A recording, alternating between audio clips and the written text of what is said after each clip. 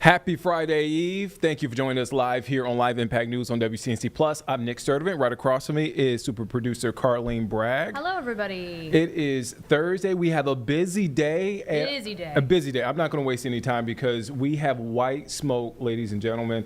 The Cardinals have chosen a new pope, indicating, again, that white smoke indicating a new pope has been chosen. That smoke came out minutes ago from the Sistine Chapel's chimney. The identity of the next pontiff has yet to be revealed. We're actually waiting for the new pope to greet crowds from the Vatican balcony. But again, there was a 133 red-robed cardinals from around the world casting their ballots. And today was the first full day of the conclave. And we've been keeping you updated every step of the way, keeping that shot here of that smokestack at the Sistine Chapel.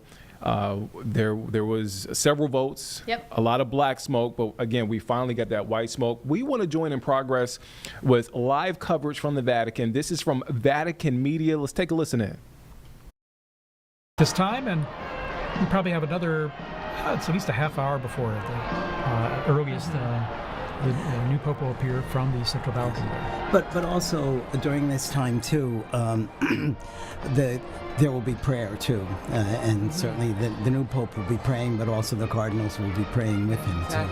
And we will all be praying as well. Yes, everyone in the square will be praying. Yes, exactly. Around the world, all of you watching and listening from home, will you join in prayer as well for this moment? We do indeed.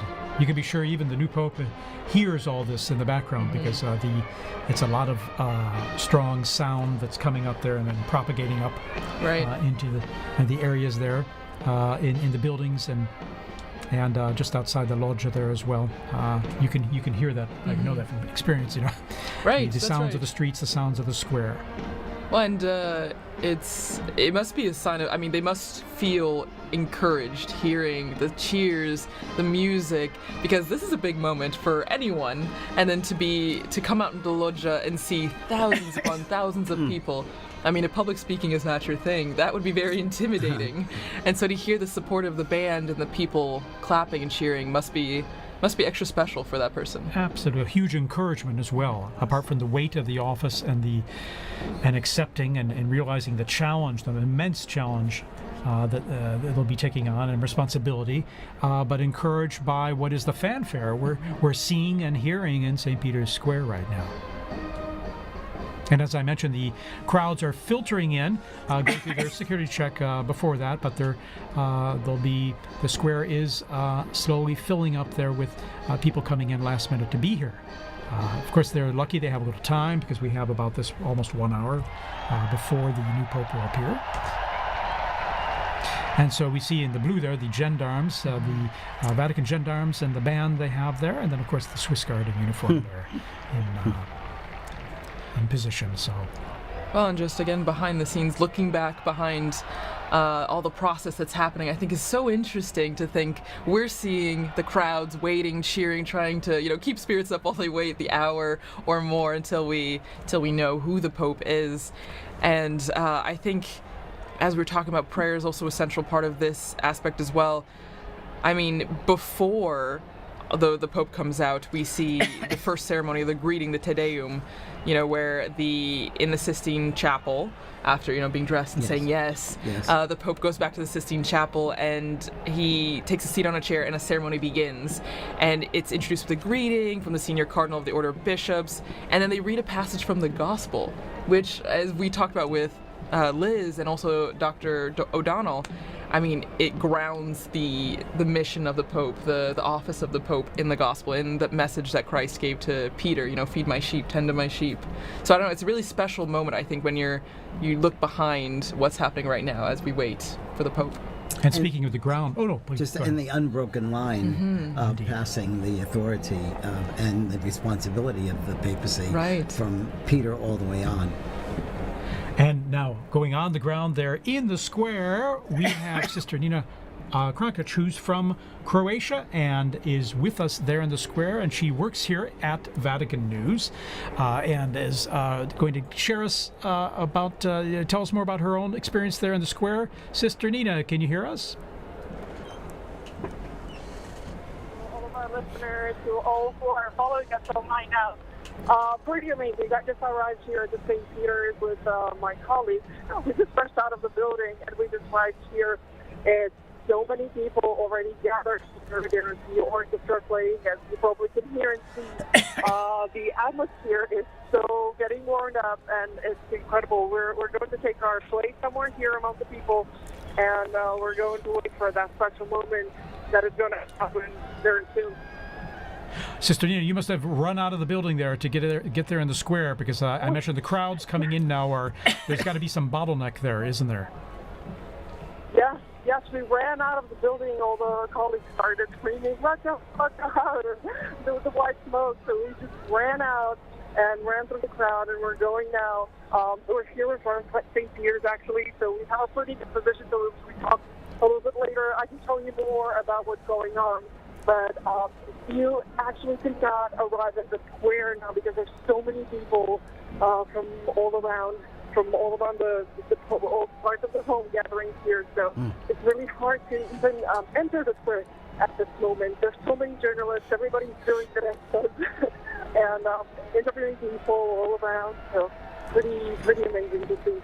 So it must feel like a big party almost, I imagine, in some ways, doesn't it? Now the Italians are coming in. It's the biggest party that I was ever at. That's for sure. That's for sure. And we can hear the bands there. We see the Italian Carabinieri band that's coming into the square as well. So I imagine it's adding to the festive atmosphere you're living there, isn't it? It's very festive atmosphere, and even the Swiss guards are all here, and the music, the people, very festive, very, very beautiful. Something beautiful to see. All right, Sister Nina, thanks for giving us that update there, and we look forward to connecting with you there again when possible. We know how it's a little tough with the cell signal there, given all the people communicating live on their cell phones and the networks there being a bit saturated. But thank you. Yeah, and I hope to talk to you soon, and you can still make it, people, if you're somewhere around, if you're somewhere close, you can still make it. So try to get on the square and don't miss this special moment in time. And if you're watching in Diretta, don't stay with us and wait for that special moment that's falling. And Sister Nina, by the way, this is your first experience of this type, isn't it? Your first conclave, and yes. So it must be extra special for you. Oh, amazing. You know what, but even seeing that live, it's something so special, and seeing that many people. As we were coming here from the dicastery, from our building, I've actually seen people cry and screaming Habemus Papam, and which was so touching, people running and crying, and, you feel that it's like special moment in the history of the church and of the world. So it's something that it's just once in a lifetime. So I'm really grateful to be here now. Wonderful. All righty, Sister Nina, thank you so much for sharing that with us, and we hope to touch base with you there shortly. Okay. Thank you for calling me. All right. In the meantime, good luck getting in the square there. Bye-bye. Thank you. Bye-bye. All right. Well, and continuing, as we mentioned before, the atmosphere, but also what we're seeing. You see the bands, Father, as you mentioned, the Italians as well, coming up the stairs that we often saw the Pope Mobile drive up for general audiences. And shortly, we're not sure exactly when, but when the Pope comes out, there's a formula that is said in Latin, and for many of us, we might not have studied Latin in school. I mean, my Latin is quite rusty, so I don't know if maybe, Father, you know a bit more about what's going to be said, and for those who might not know, what is the formula? What is said? Well, it says the proto-deacon, and it's Cardinal Momberti is the proto-deacon right now, will come out and say, I have an announcement of great joy, and then he says, we have a Pope, Habemus Papam. I saw some signs there, and they didn't have the correct conjugation of Papa, but that's okay. The fact is, the news is and it's almost universal language now in terms of communicating the fact that we now have a Pope. And then after that, He announces the name that The he's name, taken. yes, in Latin. Yeah. And so I'll tell you a funny story of that too. A friend of mine was in the square when Paul VI was elected. And he was standing. He's from the U.S. He was a student at the North American College. Oh, yeah. And no, it was when John Paul II was elected, and he was standing next to an Italian woman, and they announced that the Pope was from Polonia, and this Italian woman crossed herself and said, "Grazie a Dio da Bologna." Da Bologna. That guy from Bologna. Yes. You can hear Polonia in Italian meaning Poland. Yes. Yeah, it's tricky. If you don't know Italian or Latin, it might be a bit confusing. But no, it's extra special, and as you mentioned, I mean, I remember watching with some of my colleagues here at the start of this week some of the compilations from the Habemus Papams that we have video or audio of, which is only in the last, just over 100 years that we have video, and it's been really interesting because whether you know Latin or not, you know that phrase and you know what it means, and so it's a big signal to a new chapter in the church. And I'm thinking that the last announcement was by Cardinal Jean-Louis Touron, whom I worked with a great deal. Oh, wow. And he made that announcement, and it was so good. And he's gone home to heaven, but I'm sure he's now rejoicing once again tonight. That's right. I remember him very well when he Yes, announced yes. introduced Pope Francis, and I remember even hearing his name. I was wondering who, and then I looked it up very quickly because as always, it's a surprise. Right? It's a surprise, And you don't know, because we have such a list of people, and as we've said throughout this entire Smoke Watch, that it's the Holy Spirit that guides the decision, and so we don't know till that moment. Here we see a formation of the Italian military bands, Yes. Wow. Guardia Finanza, Carabinieri, and then of course the gendarmes, the Vatican Gendarmerie, their own band, and then we have the Swiss Guards all in position there. We see the usually at a point after the Pope appears, so there'll be a mutual salute of both national anthems Here's and hymns. the retired Papal preacher. Papal preacher, and also then there's Cardinal Raniero Cantalamessa, looking yes. at his phone there, we see. Technology. And then Capuchin Cardinal there. and also Cardinal Sean from Boston. Is Exactly. O'Malley. Exactly. Sean O'Malley. Yeah. So here we are. The bands are playing. And we have an introduction here to the Vatican anthem. Oh no, the Italian anthem. Sorry about that. That's true. So the hymns, the songs will be going on until we hear that famous line, Habemus Papam, and we see the Pope come out on the balcony. So we're hearing notes from the Italian national anthem. Fratelli d'Italia.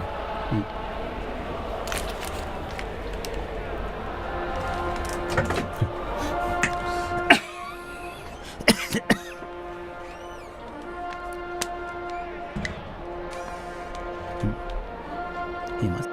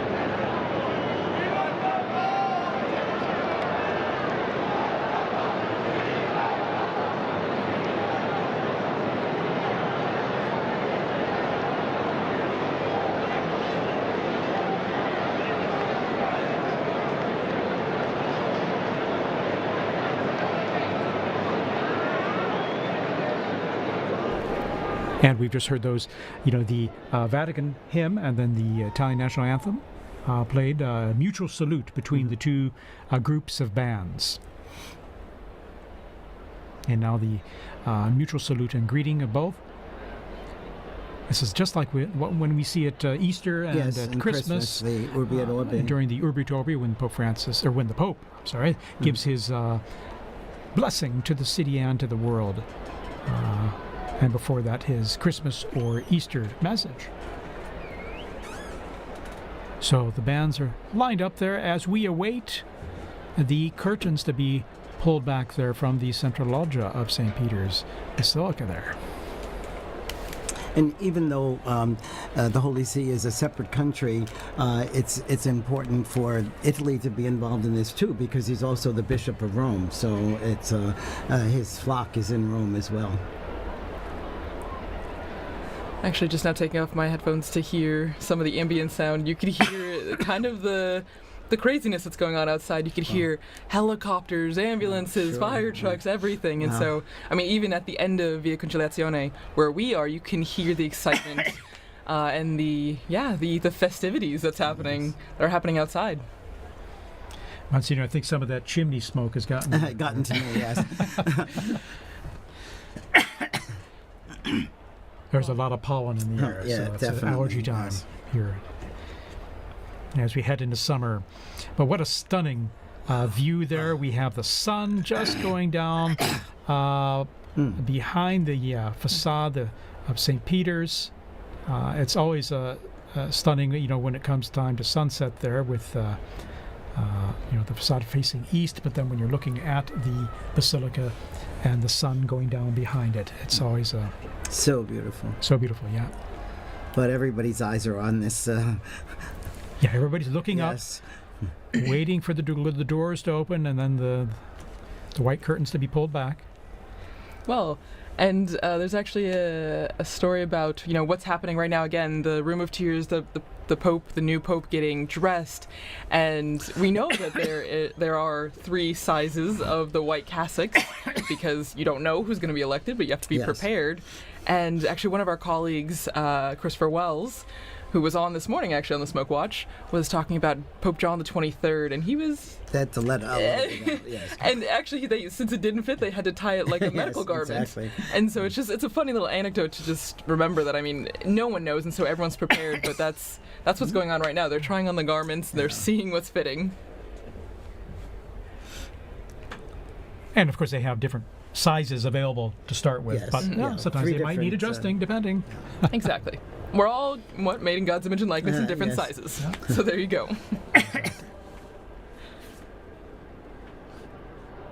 See all those flags representing the different nations present. Also, it is the Jubilee of Hope, and so we have pilgrims here for Jubilee events over these days as well.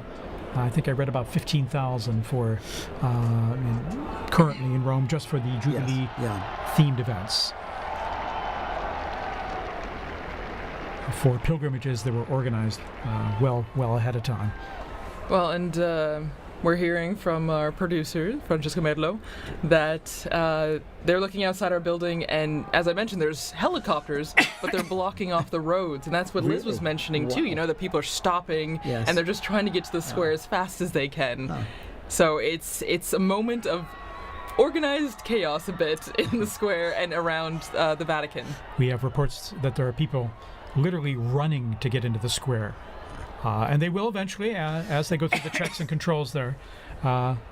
They do an extraordinary job of the crowd control as well, with these many people coming into St. Peter's Square and avoiding any potential problems or issues due to that. So. Well, and that is, you have to think that, I mean, maybe everything has a purpose, right? Everything has a reason, because we have this time in between the white smoke and the Habemus Papam. Maybe also for everyone to get to the square. It's a dual-edged sword. The new Pope is being prepared and ready to go to the loggia, but it's also to let everyone who can get to the square to be there for that special moment. And we're seeing it with our Vati drone footage here, as I'd like to call it.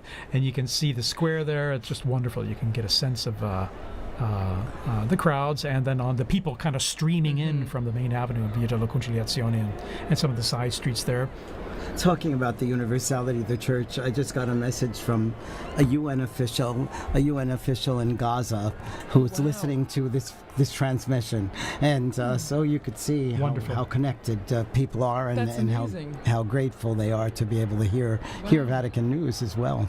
Yeah, of course. Well, we're grateful to have you here to say some nice, intelligent things for us. I don't know. As well as and give us some interesting input on all, and to share this experience. As you see our drone footage there The Vati shows our Vati drone is showing the avenue there filling up with people, and as they come closer to the square, then they just go through a check there, and we'll. And all the flags are ready. And Thaddeus, because since this is your third conclave in Rome. In Rome, yes. And well, so I haven't been a conclave elsewhere. No, but you've been in Rome. Yes. Oh yeah. But have you ever had the opportunity? Because I know working here, we're always pretty much in here. But have you ever had the chance to run out to the square or see the excitement? For Pope Benedict, I was up there on the colonnade there. If you're looking here on the footage here, you can see here on the left side there on that colonnade there where the statues are, on top of the Charlemagne wing of the colonnade. I was up there and able to just view from that position where all the photographers, videographers were, or most of them anyway, accredited, to see him come out and greet the crowds and give his blessing. And I remember, this is a strange thing, but after that event, going back into the Vatican and running into Cardinal Jorge Bergoglio. Oh my gosh!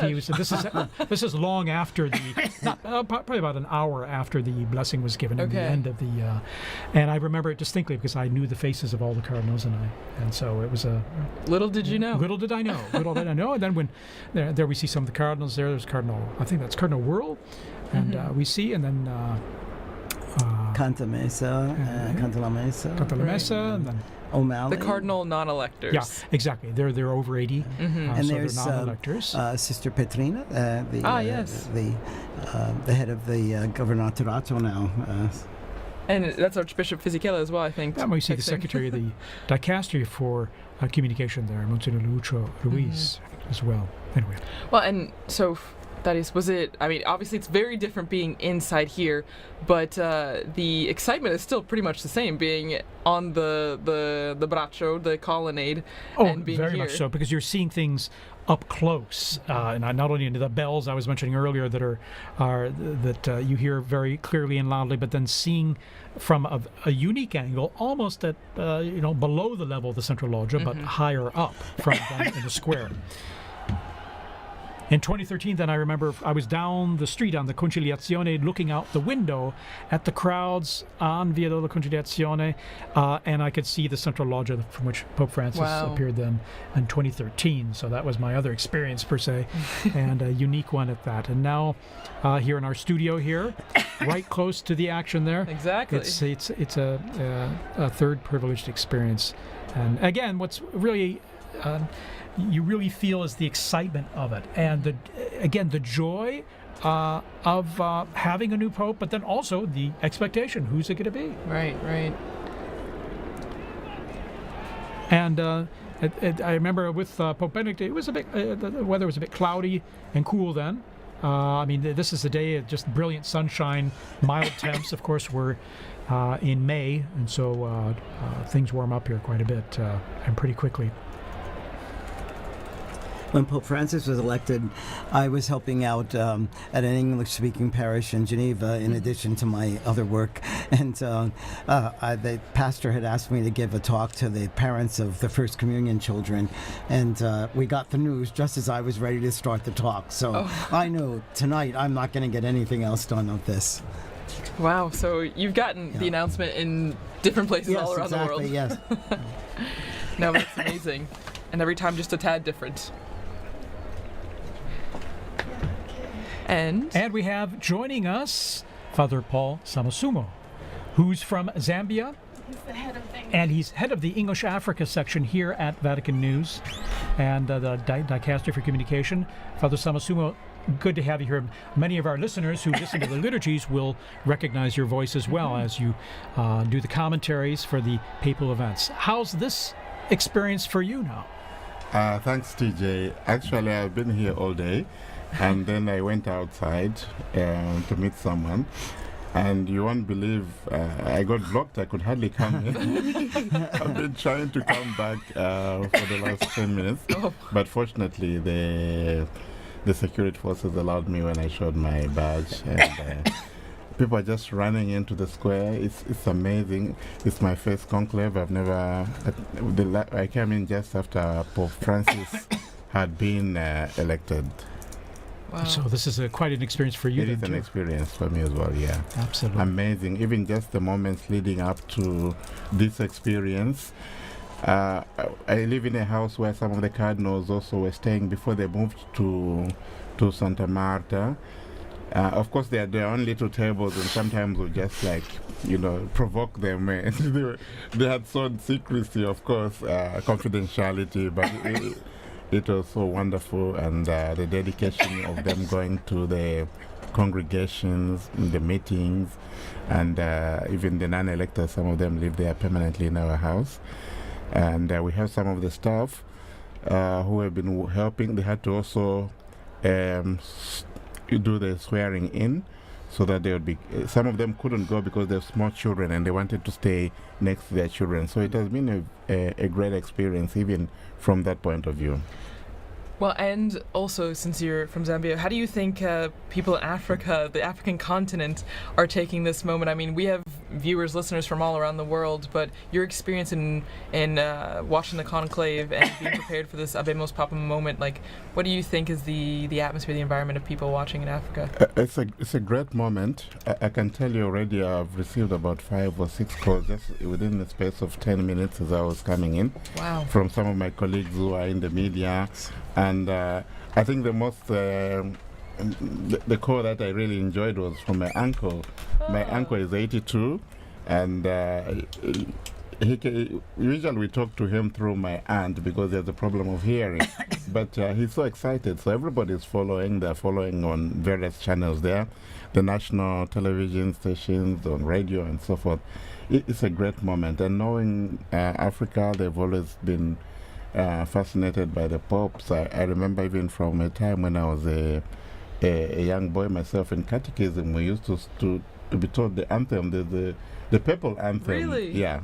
So that was very familiar for you to hear. Not this one, but there's an old one that was translated in our languages. Oh, wonderful. Translated in your language? Yes, yeah. In your language? Or languages? Exactly. And what are your languages, by the way? Well, I'm from Zambia, and Zambia has 72 languages. Oh my goodness. Of which 8 or so are the main ones. Okay. That's widely spoken. English is the official language so you can get by with that. Fantastic. And I imagine people tune in even to our live streams, even if it's in Italian, Latin, or with your translation in English. I imagine it's a way to connect people. Tune in the same, even if they don't understand what's being said. It is, and some directors of some of our Catholic radio stations. I'll give you an example. In Kenya alone, there are about 11 Catholic radio stations. Wow. So they've been asking, what time is the smoke? Why are we having the smoke? Yeah. Well, and it's really interesting now that we have you, Father Paul, in here, because as we heard from Father Bob, we had a message from Gaza, listening there, and then now you hearing messages from all over, and exactly. So it's the wide-reaching effect of this moment, and as the message or the theme that we've seen throughout our conversation has been universality, and how this is not just a moment for people here in Rome, and not just for Catholics, for people everywhere. In fact, I'd like to thank people around the globe tuning into our live stream here. Maybe you're watching on a local or a national network, local Catholic radio, wherever you're listening. Thanks for joining us here.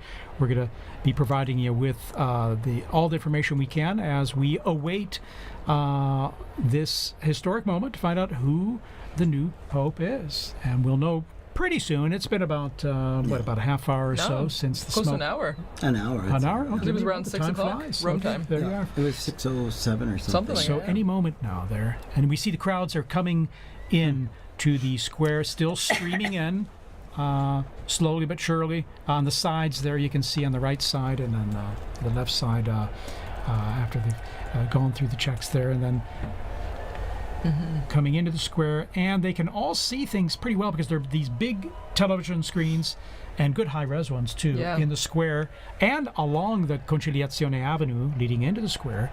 So many people, they can see just what we're seeing all together here. These same images and coverage. Sometimes there's some text message or some subtitling there and info for them, but they can get a good idea of what's happening even if they're not up close, thanks to the the nice new technology we have out there. Well, and I'm sure, as we all talked about before, and Father Paul, you would also, I'm sure, have experience with this, but using like the screens in the square, us doing this commentary, and you have to imagine that social media is blowing up with this moment, you know? Oh, yes. I mean, everyone that's in the square is live streaming, I'm sure, taking videos, taking pictures, and so the news is spreading even faster than it would have 10, 20, 30 years ago. Exactly. Even just here in Rome, you know, just the streets, the cafes. What I found interesting is, I'm sure you've seen the guys that sell trinkets and stuff. Sure. Some of them are from Senegal, from Bangladesh, and so forth. And when the smoke came out, this guy asked me, "Do we have a pope?" And he said, "Do we have a pope?" I thought most of them are Muslims, but Sure. that kind of interest is really very touching. And I found very moving, Right. to be honest, yeah. Absolutely. I have another story on that. When Pope John Paul II died, I told you I was on my way to Gambia, and I had to go through Senegal. So in Dakar, there was this long line that I was waiting to go in through immigration, and the guard pulled me out and said, "You know, the Pope has died." I said, "Yes, I know." You know. So then he said, "You come up to the front," and then he brought me to the official, and he said, "You must have this father go through now because the Pope has died." And then he told me that he had a chapelet, a rosary from John Paul II, because he was part of the police when John Paul II visited Dakar. Next morning, 5 o'clock, I'm back in the line because I have to then fly to Gambia. And again, he came, pulled me out of the line, got me through, is everything okay with you? You know, it was really amazing. But you see, again, what the Pope means to so many people. And he told me he was Muslim, but, you know, he was important religious leader. Right, of course. Again, I'm sure people around the world now are just tuning in, dropping in and out of this broadcast and other broadcasts to see what we're all waiting for with anticipation of who the new Pope is. And that should be very soon now. And we'll know, of course, not only from the video we have here, but then when the crowds let us know with their cheers and applause. And it will be we'll all be trying to give you immediately the name of the cardinal, Yes. which has now become the Pope. And as I believe, TJ, you mentioned earlier, or no, Father Bob, you mentioned it will be in Latin. And Yes. so we'll all be brushing up on our Latin in between, you know, now and then, so Yes. that we will have the name correctly. And then we'll also get to hear the name that the new Pope chooses Yes. to be I his think new... the name is always also interesting because it kind of gives his vision of what he wants to do with the papacy. Probably not what he wants to do, but what he, you know, what inspires him. And Father had an anecdote there. I also have one. And when Pope Francis chose the name Francis, one of the Jesuits in Zambia told me, we were so excited because we thought you were chosen Francis Xavier. Yes. And actually, it was the next morning that Francis clarified that this was Francis of Assisi. So Yeah, it's true, because a lot of people were Yes, trying to yeah, guess sure. and figure it out. That's right. When he met with journalists, he explained the origin of the name that he took and why. Well, and it's special, like you mentioned, Father Paul, right? So it usually drives an idea of what the focus might be for the pontificate choosing this special name. And we had mentioned earlier, right, that the person, I think it was Liz that mentioned, the person becomes a new person in that sense. The Pope is a new man because he gets rid of the old name, takes on this new name, and he's no longer just cardinal whoever. He's the Pope of the Universal Church, the Pope that is the symbol of the Catholic Church around the world. Not only because, you know, he is known as the Pope, but also because of his white cassock that is widely recognizable. We're seeing these camera shots. You know, those big television screens, people know when they're on camera, and so they have their moment of fame, They're their few thrilled. seconds of Yes. fame, waving and greeting everyone there. So it's always kind of fun too. It you know, brings a little involvement and participation for everyone. And it's good that the authorities, I think they planned this very well. You have screens around the Vatican, so that reduces also the congestion. You know, we have the new square, which has just been redone for the Jubilee year here. So there's another screen there, just outside this building. And people are just sitting out there. They are not rushing to go into the square, so they can see and maybe they even get a better shot from a better view from the screen there. So there are a number of these large screens surrounding the area, and I think it was very good planning on that part. Yeah, wonderful. In fact, and then even just the organization, I'm always impressed with the organization, crowd organization, how people are led into these areas to assure that they can get in. It might take a little time, but then also how everything has come off so well without a hitch.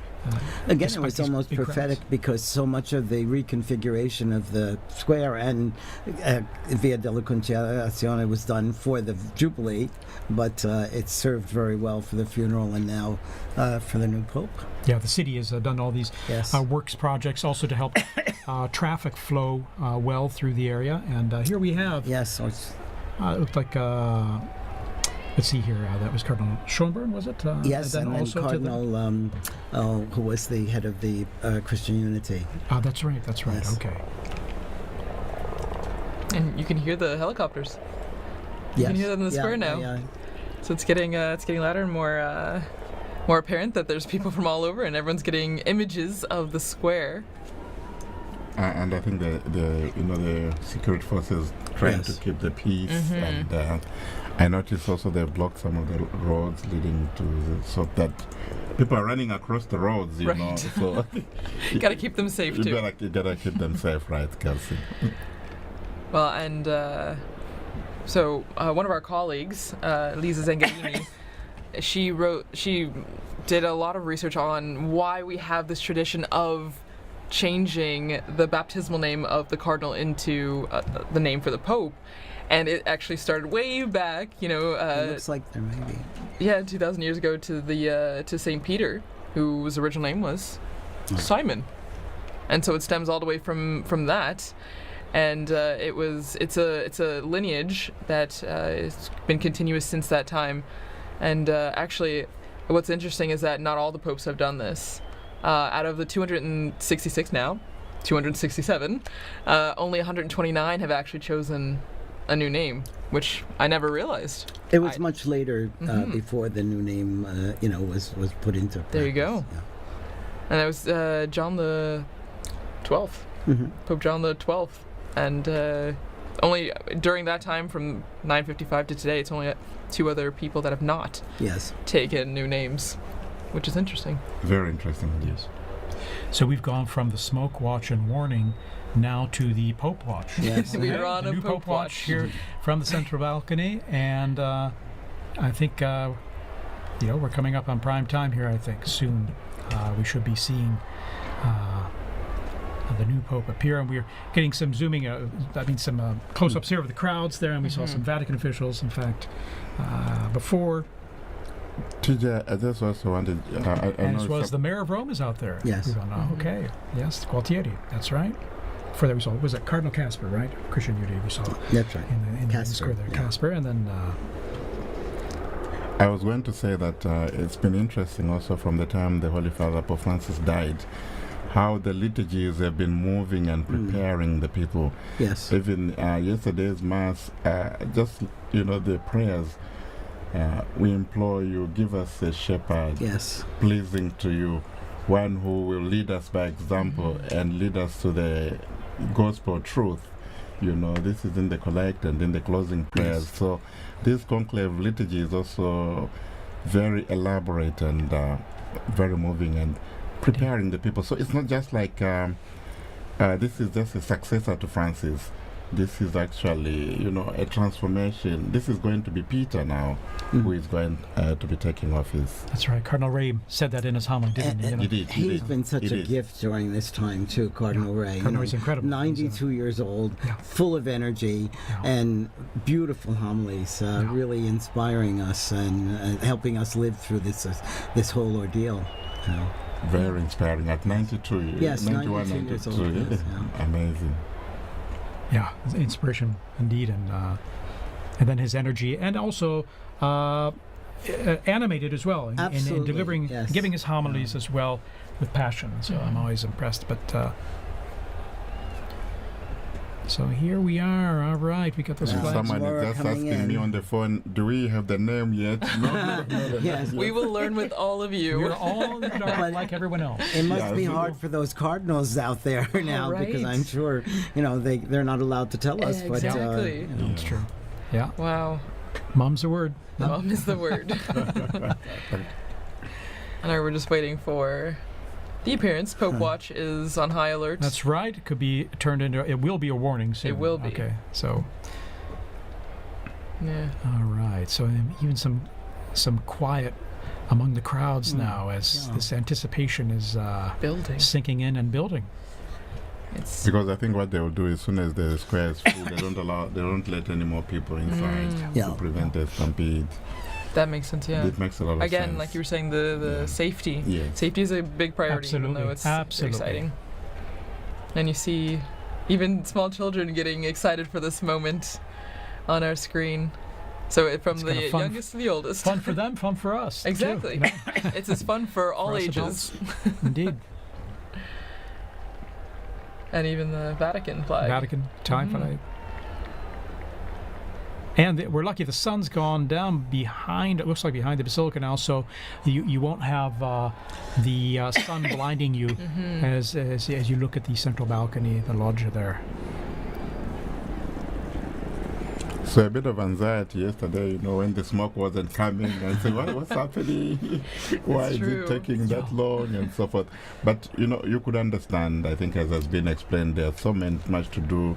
Sure. There was the juramento, there was The homily of Cardinal Cantalamessa as well. Cantalamessa, And, you know, then and then there was also the Vespers as Yeah. well. So I think it was understandable. But you could just understand also the anxiety and the joy and the excitement Of course. surrounding all this. Sure. Yeah. Of course. And then the first time going through the whole process of the voting process, whereas by the time this morning came around, it was all it wasn't anything new. They're going in there to vote, Right.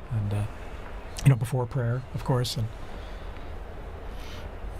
I mean, a lot of these flags that we're seeing on the screen as we wait for the Pope, it reminds me a lot of World Youth Day. The same kind of excitement, the same kind of building. You see young people from all over. It's a really beautiful image, and I think is again just a sign of the youthfulness of the church. We talk a lot about the future of the church, which begins with this new Pope, but the young people that are also present at this moment to see the historic aspect of this. It's really beautiful. And we see the internationality, the universality, the Catholic Church. It's a global reality, and we see that in the crowds there in the square. And this we also saw during the funeral of Pope Francis. So many people. Okay, there's movement. Okay. Yes. Yes, that is one. Here we go. The white curtains there behind the glass door. Now the doors are being opened. We see first. Here we are. Yes. Coming Cardinal out. Lamberti. The Cardinal Proto-Deacon. Cardinal Dominique Mamberti. And he's who will- smiling. He's smiling. He will give us the announcement. Here we are.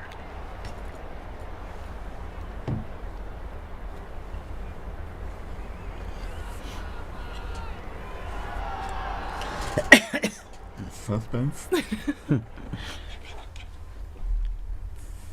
Annuncio vobis gaudium magnum.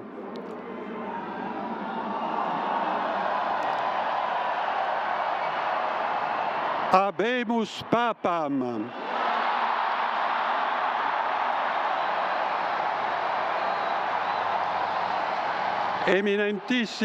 Eminentissimum, ac reverendissimum Dominum, Dominum Robertum Franciscum, Sancte Romane Ecclesiae, Cardinalem Prevost, qui sibi nomen imposuit Leonem decimum quartum.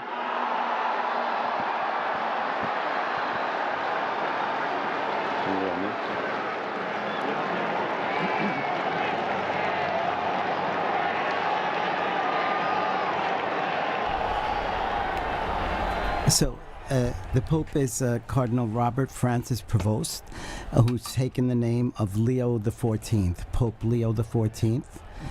Cardinal Prevost is an American, and he spent most of his ministry in Latin America, in Peru, and also in Paraguay. And he's an Augustinian father. He was the provincial in Latin America, and then became the Bishop of Chiclayo in Peru. And he then is also, he became the Superior General of the Augustinian Fathers as well. He's now he's been the prefect of the dicastery for bishops. We see the cardinal electors there appearing on the balcony there as well, with this joy and their smiles on their face. A great joy indeed, and well, it wasn't one of those papabulas, so to say. What a great joy. It's a wonderful joy. And he's from Chicago, Yes. Illinois. Chicago. Okay. An American. An American. Yes. And An American. I think that's a historic moment. For sure. Truly, truly historic. And you can see all the cardinals on the different Yes, balconies on the there. different For our radio listeners, you may not be able to see this, of course, but they're appearing on all the balconies to the left and right of the central balcony there. All of them clearly standing out with their red vestments and smiles, and waiting to again for all of us to greet this new pope as well, To greet the new pope. which now we know his name. Cardinal Robert Francis Prevost, Augustinian, Amazing. and has served as prefect of the dicastery for bishops. A native of Chicago, Illinois, in the United States.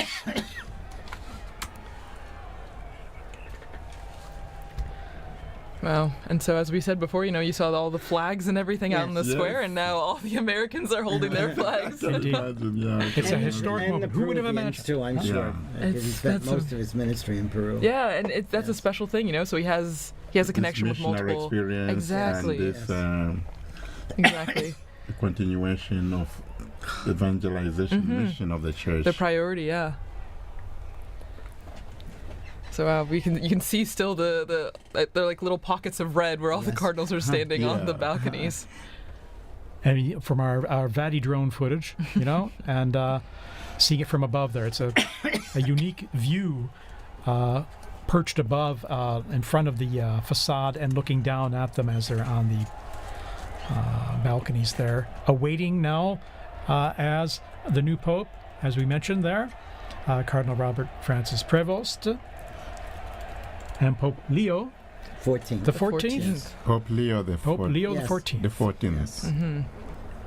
And of course, his Leo the 13th was the great social reforming pope for us. He was so, a great social reformer. Yeah, and he died in 1903, so still fairly recent in the Yes, grand scheme of yes. Was things. Pope Leo the one with Rerum Novarum? Yes, exactly. There you go, And good then- memory. Yes. From my seminary days.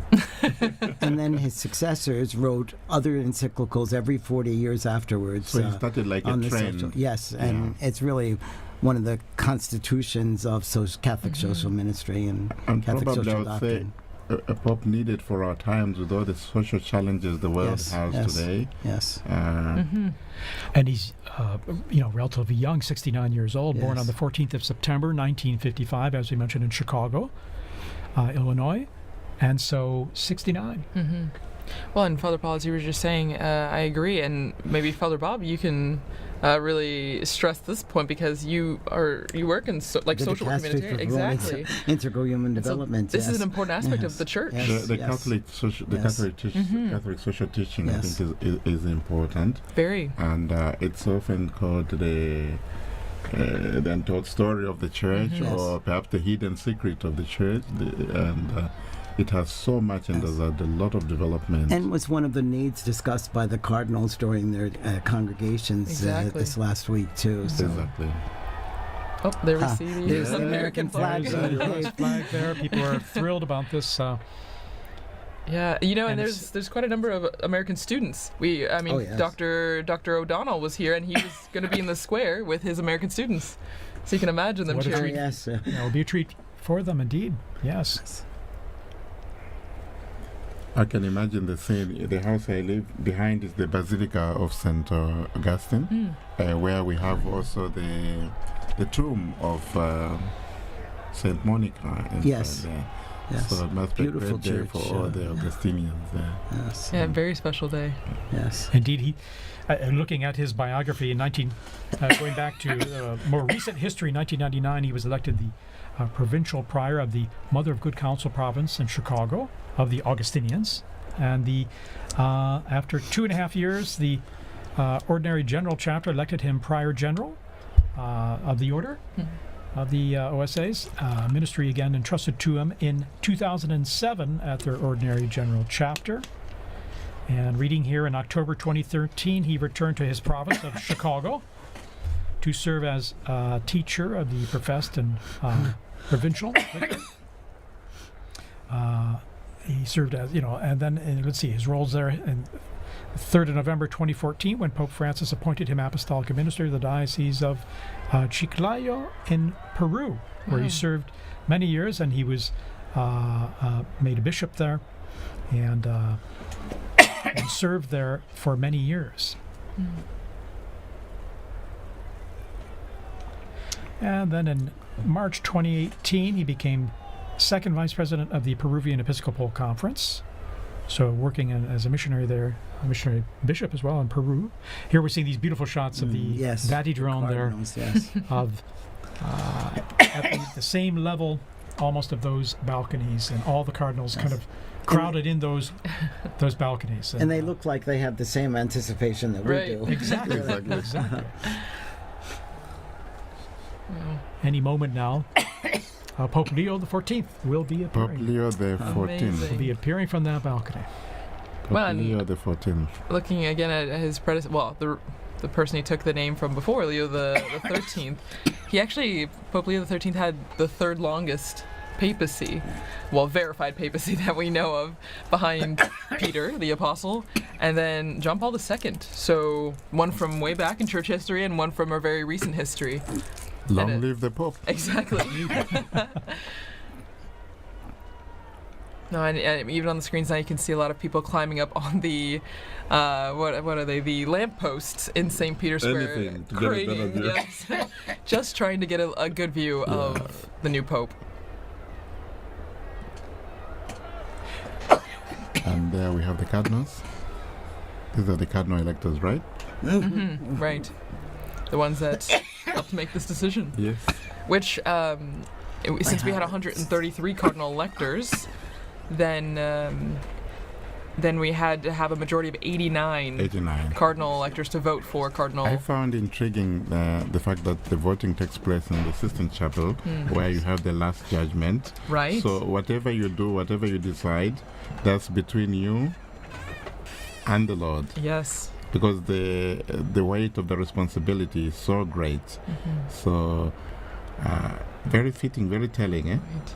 Well, and before you came in, Father Paul, Dr. Liz Lev was talking about the Pauline Chapel, and that's where the new Pope, now Pope Leo the 14th, when he will walk down this hallway in the chapel, and at the end of the chapel is an image of Peter crucified upside down, but the artist turned his head so that when the new Pope is walking down the hallway, Peter's eyes are following Here him we up. are. There we are. Pope Leo XIV is now Pope Leo appearing, the 14th. coming to the central loggia of the Basilica. Very special moment. Very special moment. And here he is. There he is, And the applause going up, the greeting, the waving, big the smiles. smiles.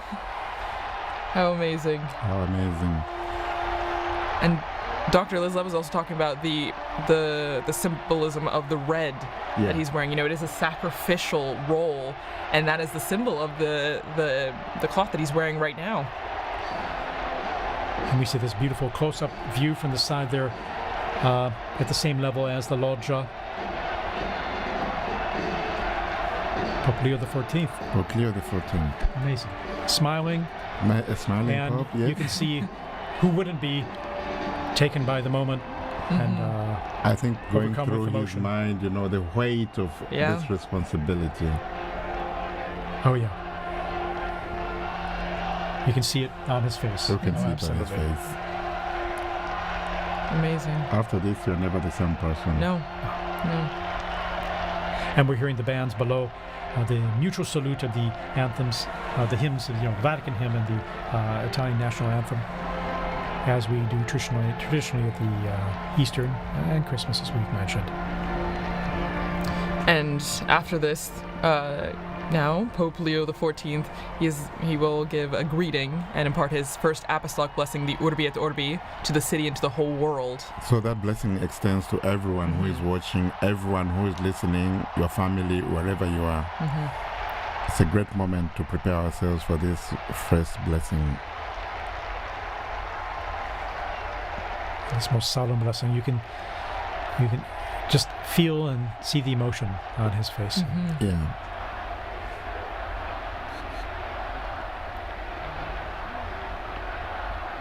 And the crowds there gathered in St. Peter's Square, still arriving, we're being told, from the avenues surrounding the Vatican there, the streets and the...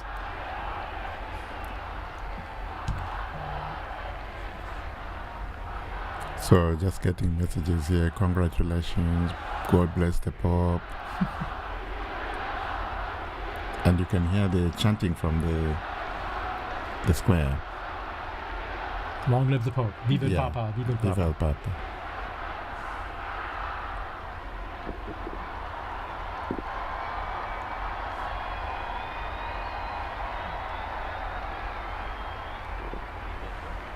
And we're all silent now, awaiting his first words.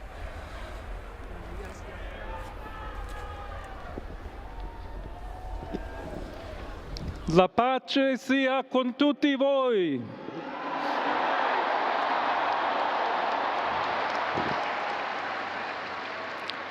Fratelli, sorelle carissimi, questo è il primo saluto del Cristo risorto, il buon pastore che ha dato la vita per il gregge di Dio.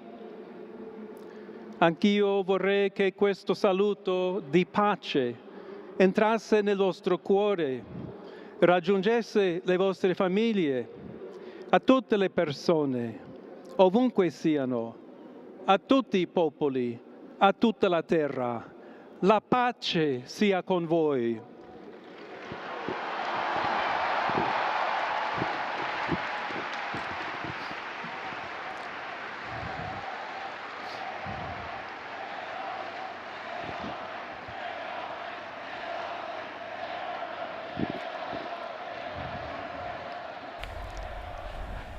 We're just hearing the first words of Pope Leo XIV.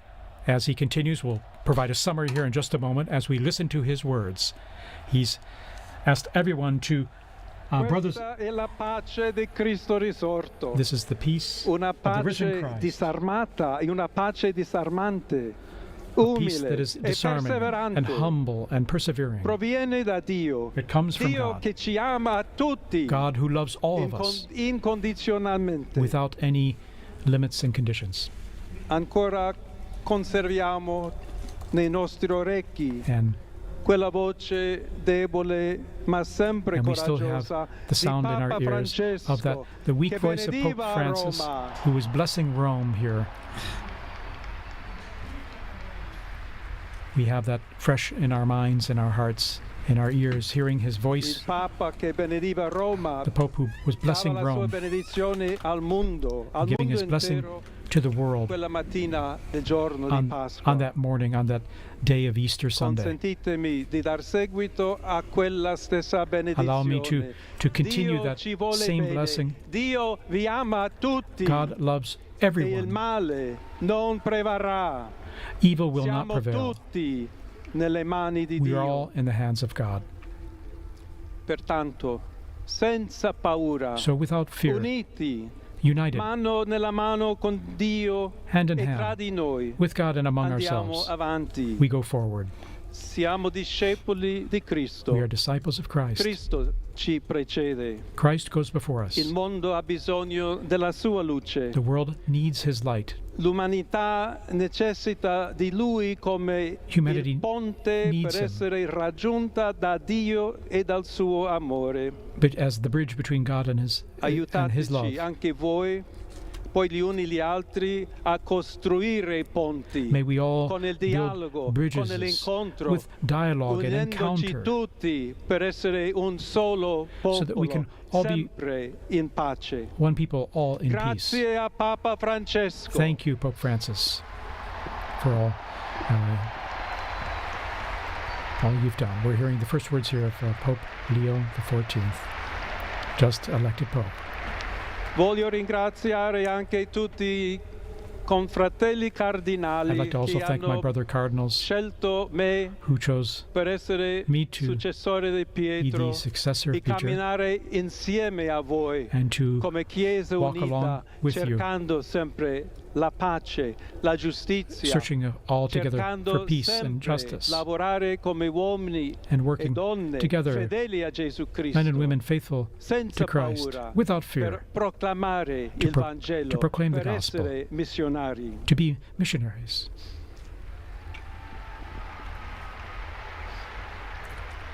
Pope Leo offering these initial words, which we're just translating on the fly here. Un figlio di Sant'Agostino, I'm a son of Saint Augustine, and I'm an Augustinian che ha detto: con voi sono cristiano who e said, per voi vescovo. with In you I am a questo Christian, senso and for you possiamo I am a bishop. tutti camminare So insieme may we all verso quella walk patria together towards that, la quale Dio ci ha preparato. to the place that God has prepared for us. May we walk Alla together, accompany each Chiesa other. To the Church Di Roma, of Rome, un saluto speciale. a special greeting. As Bishop of Rome, of course, a special greeting. Dobbiamo cercare insieme come essere una We've gotta chiesa missionaria. Look at how we can together be a Una missionary chiesa che church, costruisce i ponti, a church di that builds dialogo, bridges, sempre aperta a ricevere, that come is, questa that is always piazza con open le braccia to aperte receive a tutti, everyone, tutti coloro just che like hanno in this bisogno square, to receive della everyone, nostra carità, to welcome la nostra everyone, presenza, our il charity, dialogo, l'amore. our dialogue and love. Y se me permiten también una palabra, un saludo And now, a greeting in Spanish. Please allow me here a to todos aquellos, y en modo particular a mi querida diócesis de Chiclayo en el Perú. So to all of you, but especially to the people of my diocese of Chiclayo in Peru, donde un pueblo fiel ha acompañado a su obispo, ha compartido su fe y ha dado tanto para seguir where we had such faithful siendo people iglesia accompanying fiel de the bishop, Jesucristo. and we had such faithful A people tutti voi, helping the fratelli e bishop. sorelle di Roma, d'Italia, di tutto il mondo, all of you, vogliamo essere the una people of chiesa Rome and of Italy, sinodale, una chiesa che cammina, una chiesa che we cerca need to be a sempre la pace, synodal church, a cerca church that's a sempre la pilgrim, carità, cerca that sempre di shows essere charity vicino, always. specialmente a coloro che soffrono. and especially is charitable to those who are suffering. Oggi, Today, il giorno della supplica alla Madonna di Pompei. today is the day of praying to the Nostra Madonna Madre Maria Papal. vuole sempre camminare con noi, stare vicino, Our Blessed Mother Mary aiutarci always con wants la to be sua close to intercessione e il us. suo amore. She always Allora wants vorrei to pregare intercede for insieme a us voi. through her love. Preghiamo insieme per So questa nuova missione, let us pray però together per for this tutta new la mission, Chiesa, per for la pace all of the nel church, mondo. for peace in the Chiediamo world, questa grazia speciale. that she will Maria, help us get nostra give us Madre. a special grace, our Mother. Ave Maria, piena di grazia, Hail Mary, il full of Signore è con grace, te. the Lord is with Tu you. sei benedetta fra le donne, You are blessed e among women, benedetto è il frutto del and tuo blessed seno, is the fruit Gesù. of your womb, Jesus. Santa Maria, Holy Madre Mary, di Dio, Mother of God, prega per noi peccatori, pray for us sinners, adesso e nell'ora della now and at the nostra hour of our morte. death. Amen. Amen. Pope Leo XIV there. Pope Leo XIV, very interesting. A few themes coming out already there from his first piece. talking about peace. Indeed, saying a greeting of peace. May my greeting of peace enter into your hearts and reach your families. All people, wherever you are, all peoples of the entire planet. Right. May peace be with you.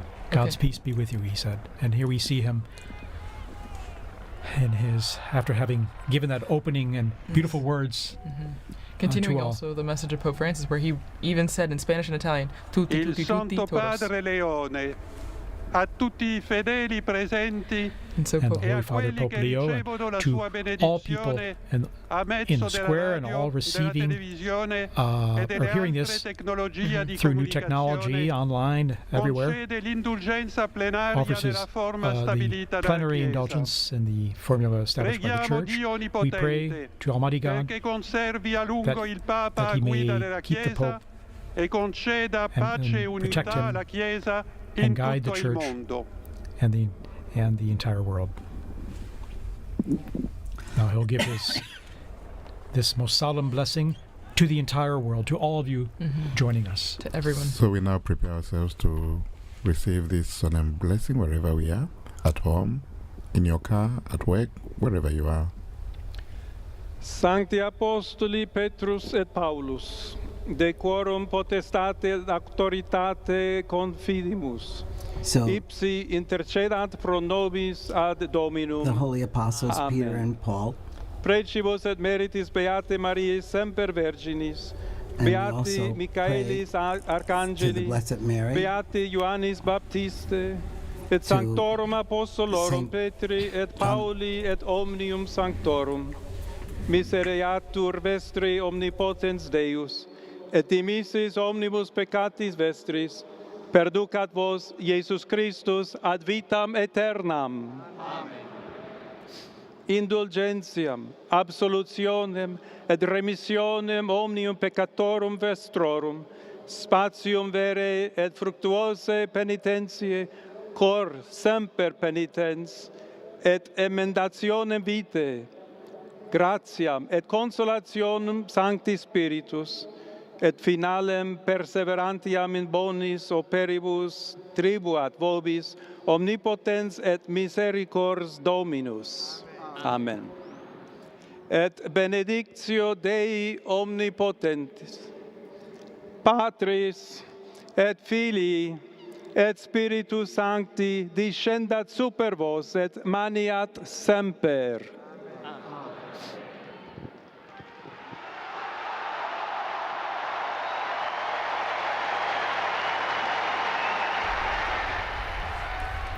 And we just heard the blessing there, received the blessing there of Pope Leo XIV, and to the world, to the city, this most solemn blessing to all of us and all of you listening and watching out there.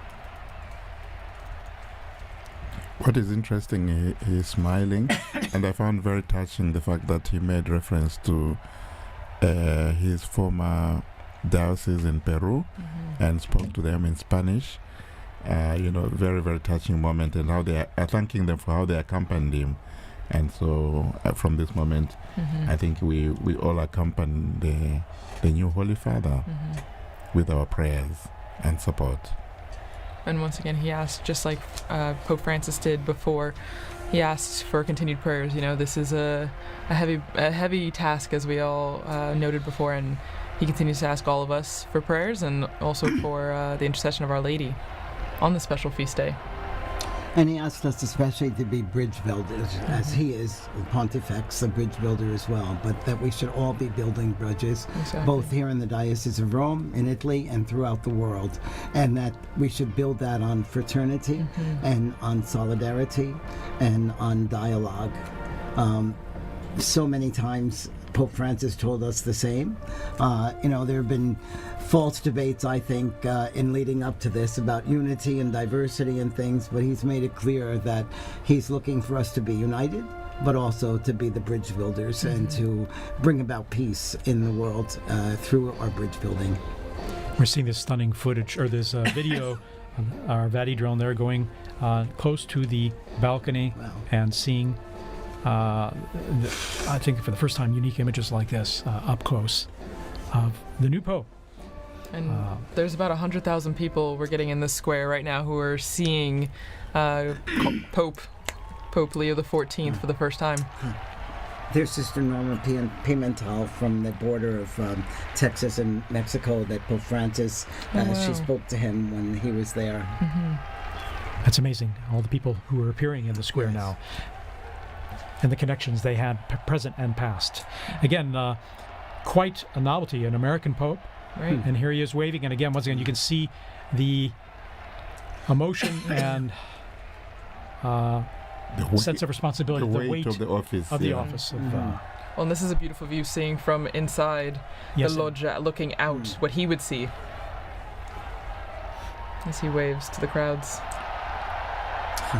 It's a very interesting place there, TJ. I don't know if you remember, we used to do the commentaries from that place. Indeed, commentary positions behind, off to the side of that big hall of blessings, and after those blessings, we would greet the Pope as well, briefly afterward, on Easter or at Christmas. And well, that's our historic moment. The warning is over. We have a new Pope. The warning is over. A new Pope. And Monsignor Vittorio, you were telling us here about, you were translating the prayer. Yes. This is the prayer that is read, the blessing, I'm sorry. The Urbi et Orbi. The Urbi et Orbi. Do you want to read why it not? out? Sure. So, may the holy apostles Peter and Paul, in whose power and authority we trust, intercede before the Lord. Through the prayers and merits of Blessed Mary, ever Virgin, St. Michael the Archangel, St. John the Baptist, the holy apostles Peter and Paul, all the saints, may Almighty God have mercy on you and forgive you all your sins, and may Jesus Christ bring you to everlasting life. And then he speaks about the indulgence and the absolution and remission of sins, and then he also gives the blessing. I'm not entitled to give the Urbi et Orbi blessing, but we heard it from him. But again, it's the most solemn blessing that he gives and imparts. And again, in his words, he offered greetings of peace to everyone, everywhere, and stressed that he wishes to be a builder of peace in his ministry, and to that we can all be part of that in our own efforts and in what we do. And 2 or 3 times mentioning the word missionary, I think probably also echoing his own experience as a missionary bishop, and now a pope. I found also that very touching, this openness to the world. And he's someone who is coming from the outside. He has been in the Korea, and now, so he has both worlds. And this is very interesting and quite assuring, I think, for the church. Well, and he comes from the Americas, so while he is an American by birth, being born in Chicago, he has connections to Peru, and so I think it's a beautiful continuity, between the Americas right there. And as we see on the Vati drone, we're getting a good image of the apostles lined up on St. Peter's, the facade there, and you still see the massive crowds that have gathered. Over at least 100,000 people, both in the piazza right there and beyond, past Via Conciliazione and our office even. Indeed. And then again, that embrace of the 2 colonnades is just unique. It has a warm feeling to it of welcoming and embracing those present there in the crowds. Now we're going to try and go back down on to the square there to our own Joseph Tulloch in the roving square. Journalist, our roving reporter. We're trying to connect with him. Again, it happens that the cell coverage there gets pretty saturated, even if it's pretty extensive. So we're waiting to link up with him to get some direct feedback from him. But while we wait for that, as you were just mentioning, TJ, about the arms of the colonnade, and that ties in perfectly with what Pope Leo XIV was talking about also in his Urbi et Orbi, the blessing and the greeting, where he speaks about we need to be welcoming to all people, tutti, tutti, tutti, todos, todos, todos. And so it continues. I mean, you get that welcoming embrace from the square, but then also from our new Pope, which is a continuity also from the late Pope Francis, who initiated that, with his famous line, todos, todos, todos. Exactly. Everyone is welcome. It was interesting that he said, for you, I'm a bishop. With you, I'm a Christian. Yes. That was really A beautiful. quotation from St. Augustine, I think, yeah? Well, and it's true. It's a nice, it's a good way to identify himself. You know, that we're all Christians, but he's also a shepherd when he was a bishop, but then now as the Bishop of Rome and the head of the Catholic Church. Again, embracing everyone, inviting everyone, basically underscoring the unity that brings us together, both Christians, non-Christians, everyone. And it means, TJ, we are going to see that unity you are talking about in the synodality, because he did refer to synodality as well. He did, and that word meaning talking to, hearing everyone's opinion and dialoguing together, listening to one another. That's what, in sense, the basics of synodality in terms of listening to one another and seeing where we can talk about things and come to understand one another and where we're coming from and maybe the best way to go forward together. And we're going to be on, just to let you all know, we're going to be on the air here for a little while longer, at least another, probably about an hour here, to provide more updates on what's happening and trying and to connect to St. Peter's Square there with our own Joseph Tulloch. We're trying to get through there, and once we get through, we're going to chat with them and get some a sense of what it's like out there. I mean, the crowds are still there, although the square is slowly starting to empty now. And we're seeing the bands there that just performed earlier leaving. And again, an incredible moment. It's amazing to have a pope from North America, from the United States, and but one who's also lived and worked internationally, as we mentioned, Peru, and then here at the Vatican. In fact, his Italian is very fluent. We're going to take a little break here, little musical interval, and we're going to come back. We'll be right back. Just shortly here. So stay tuned.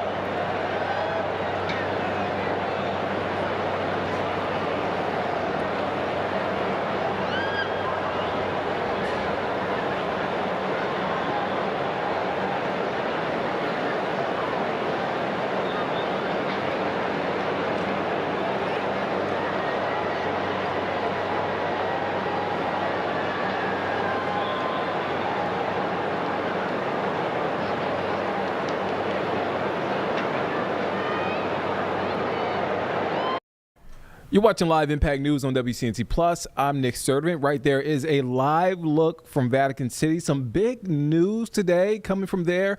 We have a new pope. Pope Leo the 14th announced, what was that, Carlene? We kind of lost track of time here. We lost track of time. Because I say this because the scene of thousands, tens of thousands of people there, the moment, it is easy to lose track of time because of this such a big deal, a big moment. So we heard from Pope Leo the 14th moments ago. He is the first American pope in the 2,000-year history of the Catholic Church, a missionary. Went by Cardinal Robert Prevost, 69 years old, spent his career ministering in Peru and led the Vatican's powerful office of bishops. And again, that white smoke appeared from the Sistine Chapel chimney. Around noon, right? Around noon. So 6:07 p.m. Local time there. Their time. So Their yeah, time. yeah. So it was right around afternoon here, and then I'm just looking back at our little notes. It was probably right around 1:15 when the announcement happened. And as soon as we got on Live Impact News, we brought you this coverage from Vatican Media, providing this sort of play-by-play of what's been going on, and some facts that we were doing our research here as the coverage was going on. You know, we say first American Pope, but he's actually the second Pope from the Americas. Correct. Back-to-back popes from the Americas. Yes. Pope Francis from Argentina was from Argentina. Again, this is a big moment around the world. So many eyes are on Vatican City as we now have a new Pope. And so the new Pope is from Chicago, Illinois. Yep. Born in 1955. I'm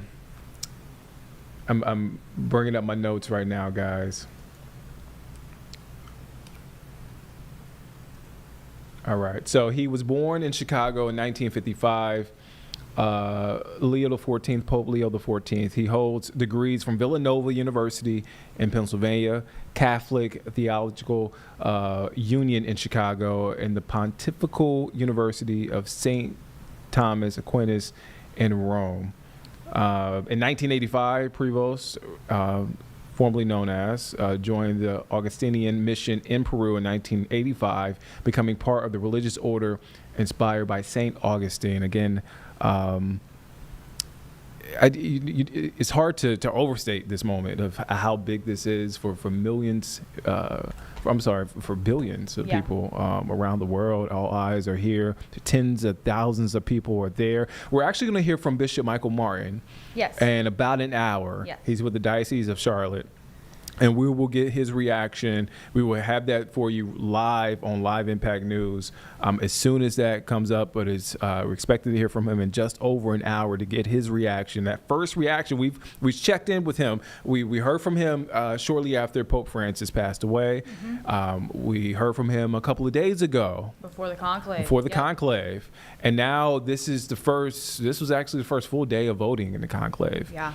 And we have a new Pope, Pope Leo the 14th, first American Pope chosen. All right, so we want to shift away from this. Here at home, we are weather alert. We have the potential of some strong storms moving through our area. Chief Meteorologist Brad Panovich breaks down our forecast and what you can expect this afternoon going into this evening.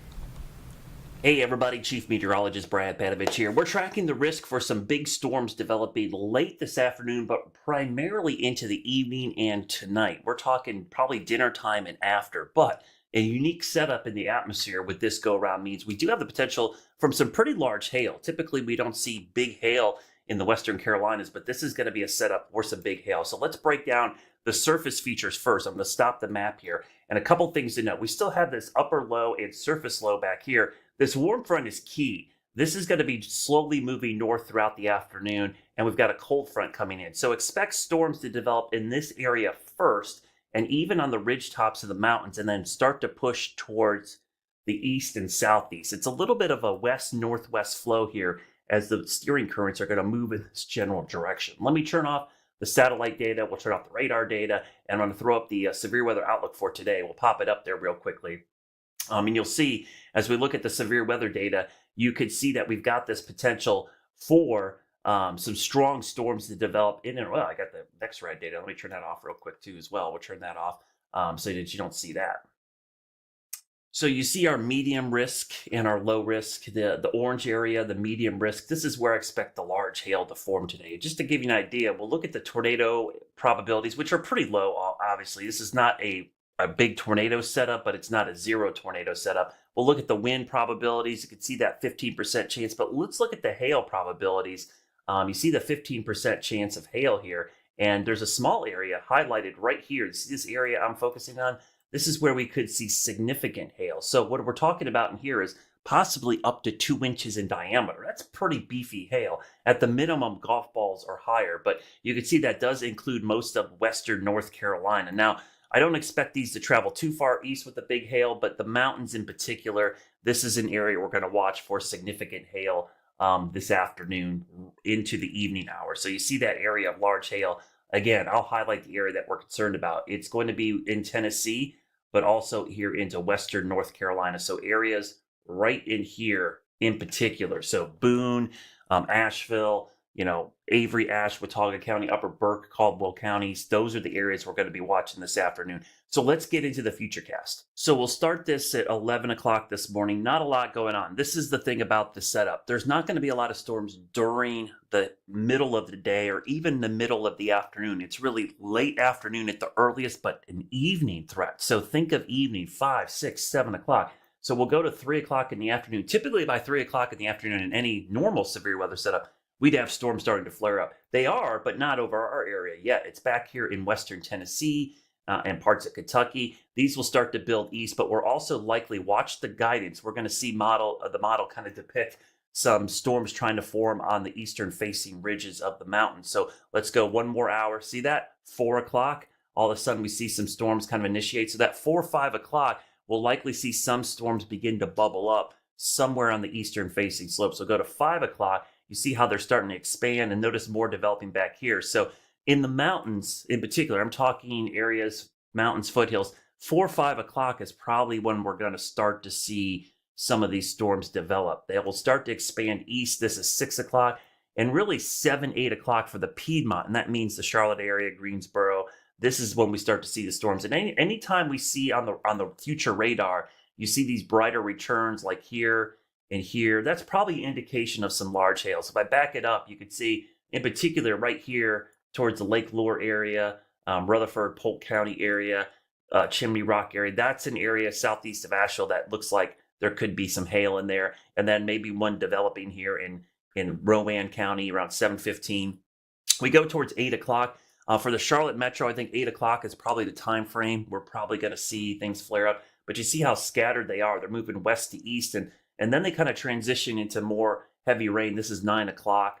We go to 10 o'clock, 11, into the overnight hours. This is after midnight. We go into 1 a.m., Friday morning, 2 a.m. So these will linger into the overnight hours, especially down to the south, depending on how things evolve.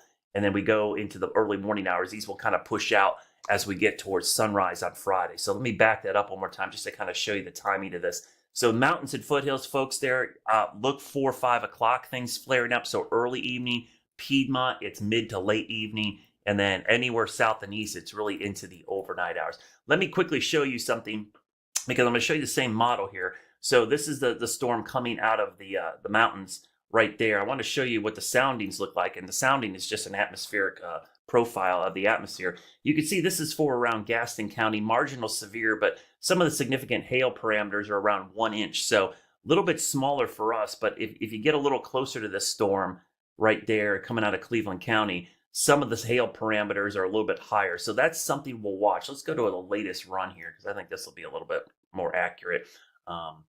We'll go back this up here. So this is around 4 o'clock. See the same storms initializing.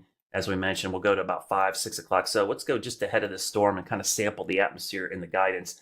Not a ton of severe. So there's still some conflicting data on how much of these big hailers will get east of the mountains, but it's certainly something we're going to have to watch very carefully this evening. So if you have a garage, a carport, and you can put your car inside tonight would be a good time to do it. Just be prepared. that this could be hail. It won't be everywhere, and let me emphasize that too. We're not going to see hail in every location, but there are going to be localized spots of large hail possibly. And right now, if I had to choose, looking at the guidance and the setup today, it looks to be right in here in our area. So just focus on that area with the hail. Now, not just hail. Hail's number one, which is rare. We never put hail number one, but it is. Damaging winds would be two, because the setup for hail and wind are pretty similar. And then tornado would be third, but it's a very small risk, maybe 1%. Hail and wind will far surpass that. So stay weather aware. We'll have updates throughout the afternoon. And if anything should pop up, you'll see those warnings populate throughout my social media. And that is Chief Meteorologist Brad Panovich as he gives us an outlook on what we can expect going into the evening hours. So again, stay weather alert as we have the potential of some strong storms headed our way to the Charlotte area. All right, now, so we want to shift now to Washington, D.C., where Transportation Secretary Sean Duffy is speaking, announcing his state-of-the-art air traffic control infrastructure plan at the Department of Transportation. Now, this comes after we've seen numerous delays and cancellations at one of the country's busiest airports, as Newark Airport. They've seen a lot of problems there. Again, air traffic has been a point of concern for months now. Let's take a listen in to this press conference. Work. And T&I Democrats will be ready to stand with you, Sean, to improve the safety of U.S. aviation. Thank you very much for having me here. Appreciate it.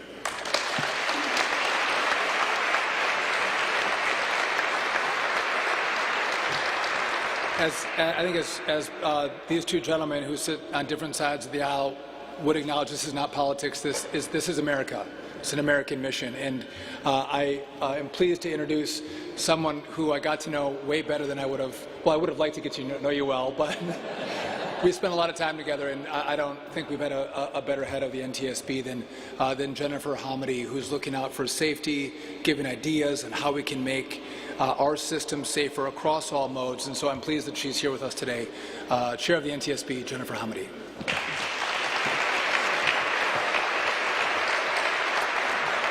Well, thank you very much. I have to say that the Secretary's commitment to safety is real.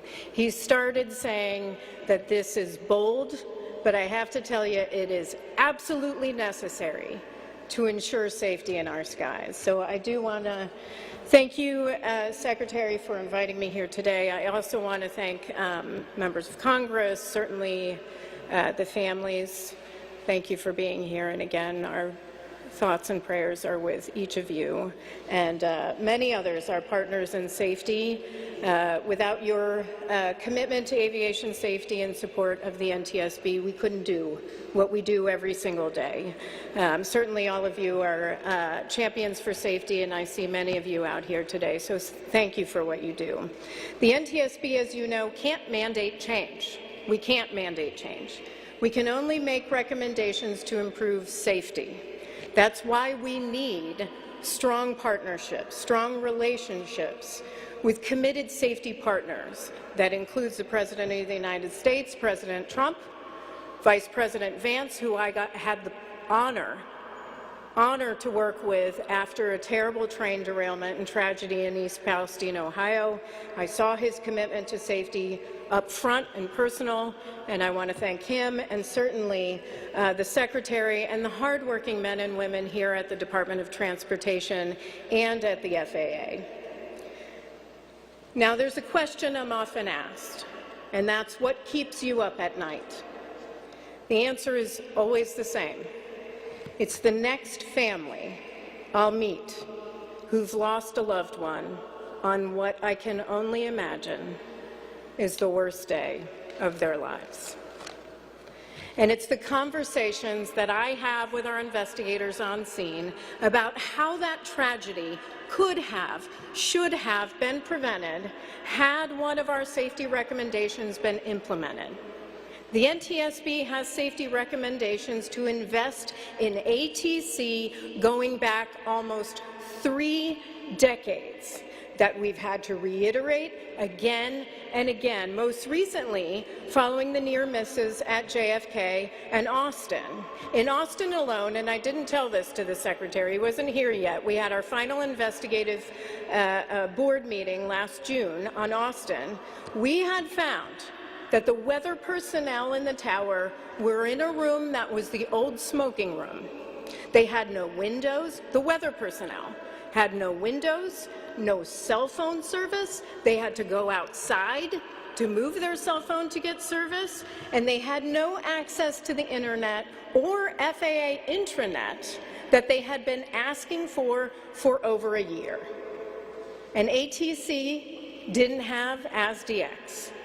All of that is just, to us, unbelievable and unacceptable. In February, I traveled to Alaska following a fatal accident near Nome. I met with pilots who highlighted ongoing safety concerns, including repeated outages of AWOS that sometimes go months without a fix, and gaps in pilot reporting of poor weather, which is something that we're looking into as part of that investigation. And as chairwoman, I've continuously highlighted the need for real infrastructure investments in ATC and in technology that will give our nation's air traffic controllers the tools they need to ensure safety in our skies. I welcome today's announcement. The fact is, an aging system poses an untenable risk to safety. I said it after DCA. I'm going to say it now. An untenable risk to safety. And I am hopeful that the vital investments that we're talking about today will not only bring us closer to implementing NTSB's safety recommendations, but achieving our ultimate goal of zero aviation deaths. It's a goal I know that all of us share. No one entity, though, can do it alone. To save lives, it'll take every single stakeholder at all levels doing their part. And lastly, I think it's important that we recognize this is Public Service Recognition Week. So I want to thank the public servants who keep the national airspace operational 24/7, including over 14,000 hardworking air traffic controllers, 14,000 today, but thanks to Secretary Duffy, growing. So I hope that will be even more in the future. So it's an honor to fight alongside each of you to improve safety, and thank you for this opportunity to join you today.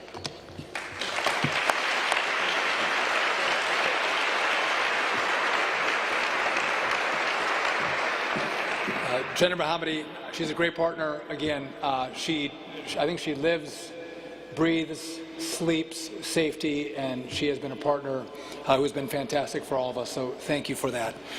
Now, listen, as I mentioned, we have 55 stakeholders, groups that are here today, again, from different philosophies, different walks of life, but this group that believes that this mission is critical, that it's good for them, good for Americans, good for America, and this coalition would not have come together the way it has without the Airlines for America President and CEO Nick Callio. Nick, if you would come on up and talk to our group. Nick has been a force to be reckoned with.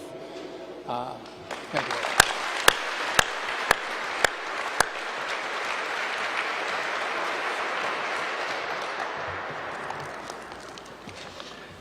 Thank you, Mr. Secretary. It is truly an honor to be here. Thank the families for being here. Sorry for your loss. Anyway, Airlines for America is the trade association for all the major passenger and cargo carriers in this country.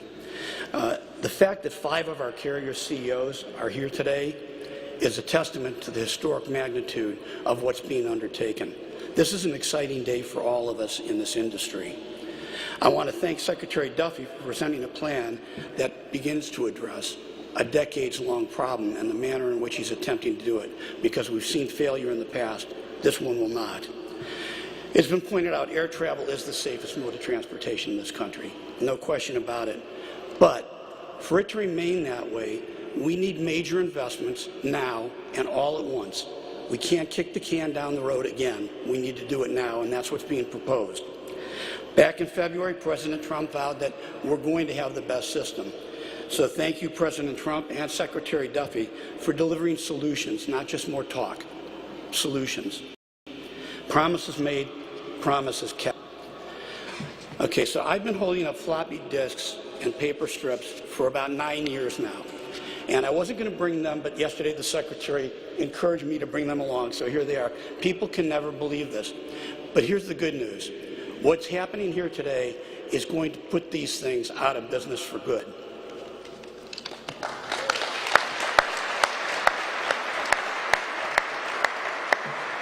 We are deeply appreciative of your bold leadership, and I was going to address Chairman Graves and Ranking Member Larson, Senator Cruz, and Senator Moran, all of whom are stalwart aviation supporters. I do want to deliver a message to us. What Chairman Graves did in that committee to get that $12.5 billion was remarkable. He's a results getter, and I was going to encourage Senators Cruz and Moran that they need to expand on that work and find more money. But we've been saying that to them already. We continue to. So, ladies and gentlemen, this is a once-in-a-lifetime opportunity. It's to finally get something done to stop the deterioration of our airspace system. That's why today, and the Secretary's alluded to it, we're announcing a new coalition, the Modern Skies Coalition, which is comprised of over 50 organizations of all types, airports, manufacturers, labor, general aviation, airlines, commercial space, and others. We've never seen anything bring this level of unity to that community since I've been around, and much longer. And the reason is because everybody wants to seize on this opportunity. As the Secretary pointed out, this group often has our differences, but we're glued together here. We are laser focused on making this proposal a reality. And we're going to work together to bring a spotlight on it. The coalition has already released its statement as of a short time ago. There will be, I believe, a reference to a website that I think you'll find extremely informative. So in conclusion, I want to say that earlier this week, the Secretary said, we all fly, our families fly, so let's get it done. We could not agree with you more. I have 4 grandchildren with a 5th on the way, and I want them to grow up with the same confidence in the system that we have all been able to have. So thank you very much. Thank you.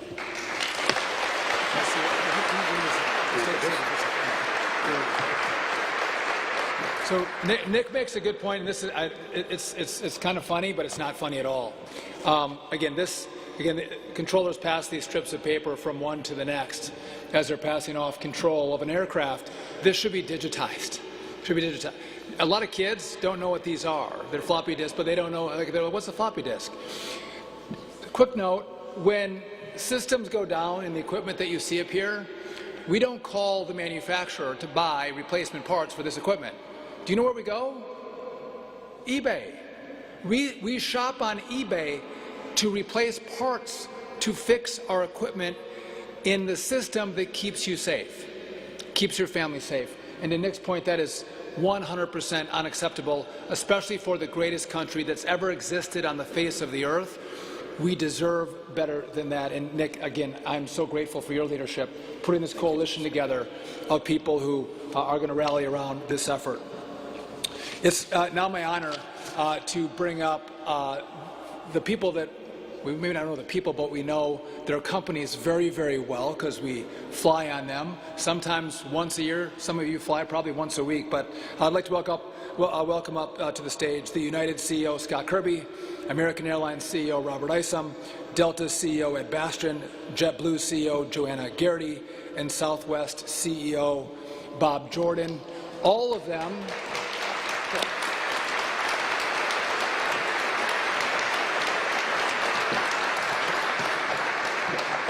them are ferocious competitors. They compete on a daily basis, flight-by-flight basis. They all compete against each other. And they're all here today because they share one mission, that they want to make sure our skies are safe. And so with that, Scott, if I can turn over to you. Okay, thank you, Mr. Secretary. Thank you, Mr. Secretary.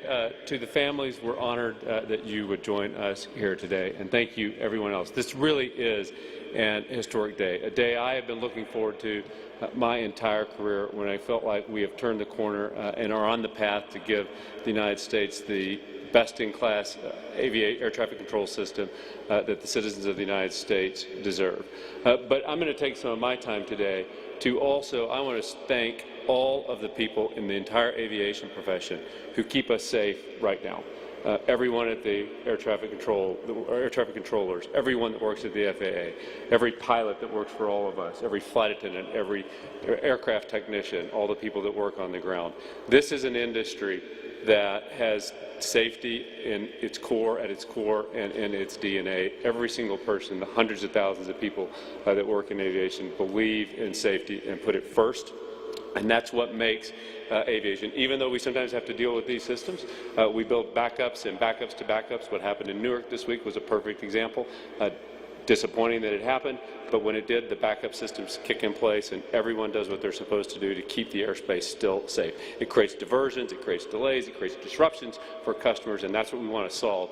But we do the people of aviation do an amazing job keeping the system safe. So I mostly today want to say thank you to all the people that keep us safe and keep our families safe, and also on their behalf say thank you to the Secretary for giving them the systems and the support that they may need to make the system the best in the world and even safer. I think it's now up to me to introduce my friend, co-worker, partner for many years, now competitor, the CEO of American Airlines, Robert Isom.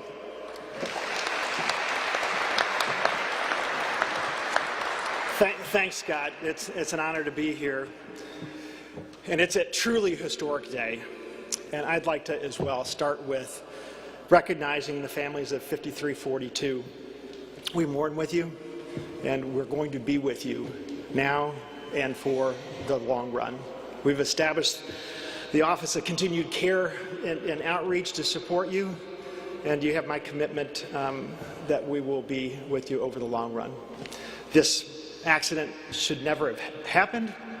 I thank you for being here, because it is using this moment to really do great things going forward.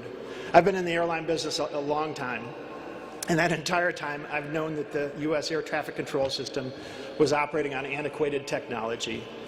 And this plan from President Trump and Secretary Duffy is absolutely the best opportunity that we've had in decades to do something about our outdated air traffic control infrastructure and build a best-in-class system that our country deserves. And it will make aviation more safe and also much more capable for this critical aspect of infrastructure long into the future. I commend President Trump and Secretary Duffy, the entire FAA leadership. They've treated airspace challenges with the urgency that it requires right now.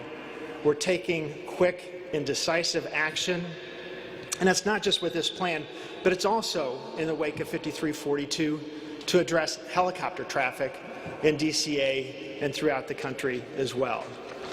So American operates more flights, employs more people than any other airline.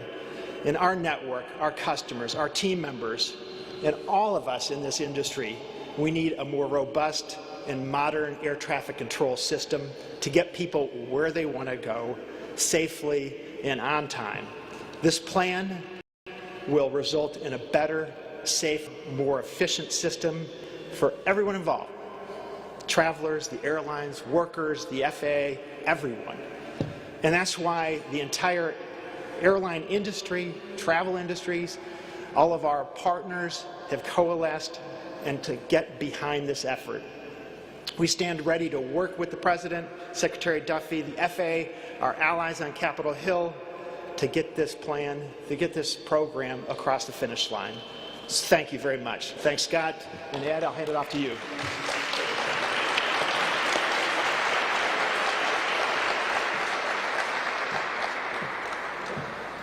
Well, thank you, Robert, and I'd like to thank you. I want to especially thank Secretary Duffy and the administration for gathering us all here today and taking such a strong approach to overhauling our air traffic control system in the U.S.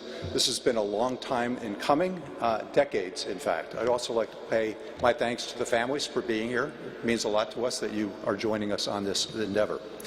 Delta is celebrating our 100th year this year, and while we as an airline continue our century-long legacy of innovation, dedication, and excellence, that has not been the case when it comes to our nation's air traffic control systems. This week, you've all seen the fallout from the situation at Newark Airport, but we all know this kind of disruption due to a lack of controllers and an antiquated system is something we all face on a regular basis. Just 2 years ago, you may all remember in January of 23, there was a NOTAM outage, which caused the first nationwide ground stop since September 11th. And during that time, at Delta, we had to cancel nearly 150 flights, affecting thousands of our loyal customers. ATC facilities overseeing our LaGuardia and JFK hubs have over the years experienced material equipment faults and failures and staffing challenges. To this day, we are not able to fly the schedule that we'd like or that our customers expect. As a result, last month alone, Delta's delay minutes due to FAA staffing were up 106% year over year. Over the past decade, Delta has invested billions of dollars in our LaGuardia and JFK hubs. LaGuardia has since gone from the worst airport in the country to one of the absolute best. But the ongoing ATC constraints in the New York airspace continue to hold us back operationally. Airlines plan their network and schedules based on customer needs and the assumption of FAA equipment running correctly. It's disruptive when outages and equipment failures occur without notice, as only a few minutes of downtime can ripple into a large-scale customer impact event. Nothing is more important than safety. Absolutely nothing. And while we regularly work with ATC and our industry partners to help find solutions to minimize delays and cancellations, particularly in the New York airspace, we'll never compromise on safety or operate into airspace or airports unless they're absolutely safe to do so. If that means reducing capacity in and out of certain areas or taking down flights, that's what we'll continue to have to do. None of this serves the traveling public in the way we'd like. It's hard to believe, and frankly unacceptable, that many of the systems our air traffic controllers rely on today are more than 60 years old. It's past time that we change that. So it's an honor to be here today among so many of our industry partners while getting a first look at what the Secretary has put forward.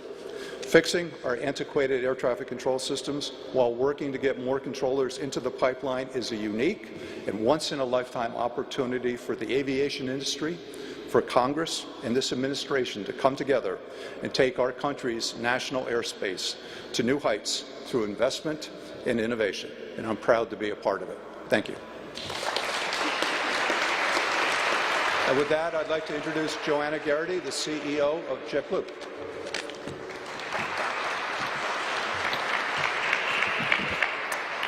Thank you, Secretary Duffy and FAA Administrator Ruccolo, for your hard work bringing us all to this point.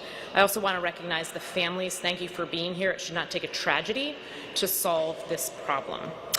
We very much appreciate the leadership that you are bringing to this ATC modernization effort. As the only airline that is headquartered and based in New York City, we know air traffic control delays and challenges far, far too well. This has quite literally been our #1 priority for decades. I am proud to stand here today with what appears to be a solution and a path to move forward. Thank you, Mr. Secretary. JetBlue is here to do our part. Let's get this done.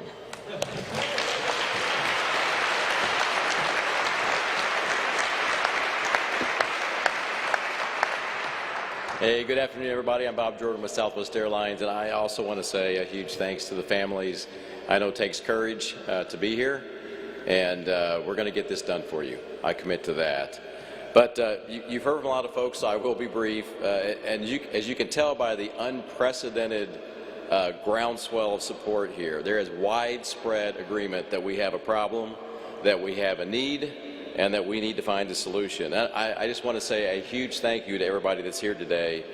It's wonderful that there's such a cross-section of the aviation industry and our partners to support this very needed change. We have folks from across the industry. We have manufacturers. We have our labor folks, SWAPA, the IAM, TWU, IBT. I've just never seen this level of coming together to address a problem, and it's very gratifying.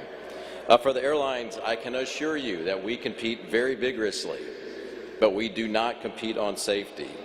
We have the world's safest aviation system, the world's safest, and we need to keep it that way, but we also need to have the world's most efficient and modern air traffic control system. You deserve that, and the American people deserve that. Last, I just cannot thank you enough, cannot say enough thanks to Secretary Duffy, to the administration, to President Trump for the stellar leadership to bring everyone together on this problem.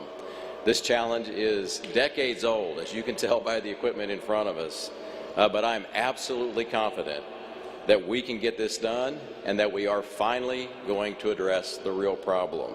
It will take all of us. It'll take the money. It'll take the effort. It'll take a lot of will to get this done, but we will and we can get it done, and we will do it for the American people. Thank you all very much.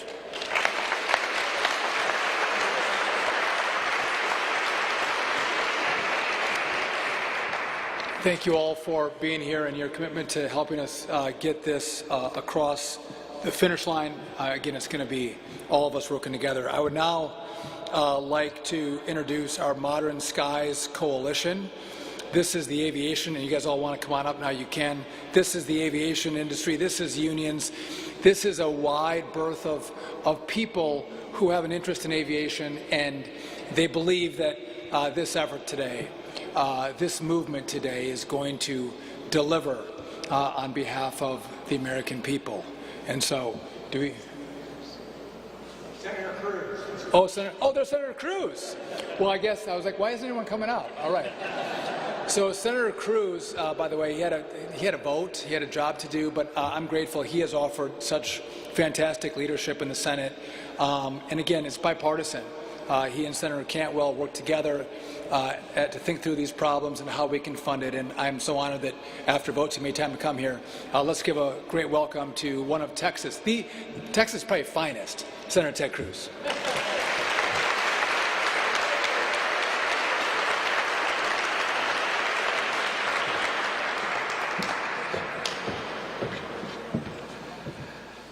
Well, thank you very much. It is terrific to be here. It is an honor to be here.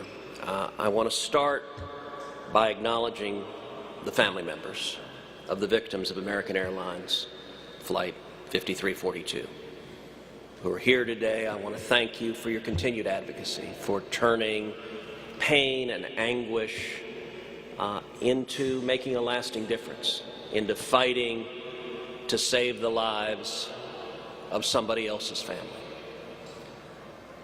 And it is my solemn promise that your tragedy will not be in vain, that the horror that unfolded in the skies of D.C., I believe, will prompt us to come together and cut through the inertia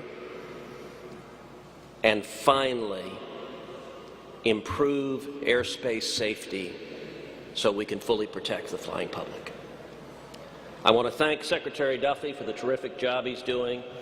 Thank President Trump for his strong leadership taking on the need to modernize air traffic control finally. I'll say to Secretary Duffy, one day on the job, when horrifically you were confronted with the worst aviation accident in decades. And I will say the Secretary has spent his time and energy and passion fighting to make sure no other families experience that tragedy. Today's announcement, I believe, is a major step in reversing the deterioration of safety in the U.S. airspace. As chairman of the Senate Commerce Committee, I will work to give the Department of Transportation the resources needed to improve today's infrastructure, to improve the technology you see in front of us, much of which seems like it was assembled at a Radio Shack 50 years ago. But all of us know that money alone isn't a cure for all that ails the FAA. We need to ensure that there is a committed long-term focus to fixing and to upgrading technology, to streamlining and simplifying procurement, to bolstering the workforce, and to making it easier and safer to bring new tech, whether delivery drones or air taxis, into the U.S. airspace system. Thank you again to Secretary Duffy. Thank you to all of the leaders who are here today, and it's a privilege to be with you.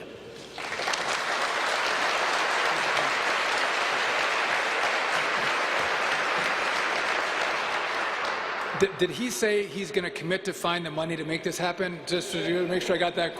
I know that Senator Cruz has been fantastic on this issue. Thank you for being here. The Congress has a lot of fights over money. This is one they should not fight over. This is one that is meaningful and one that matters. And as I was mentioning before, we do have a fantastic coalition. If you all want to come on up, the Modern Skies Coalition, a wide array of unions and industry and manufacturers all coming together to support this effort. I want to start it off with Jason Ambrosi, who is the Airline Pilots Association president, to address the group, and then we're going to go through and let everyone talk about their support and priority in this build. Jason.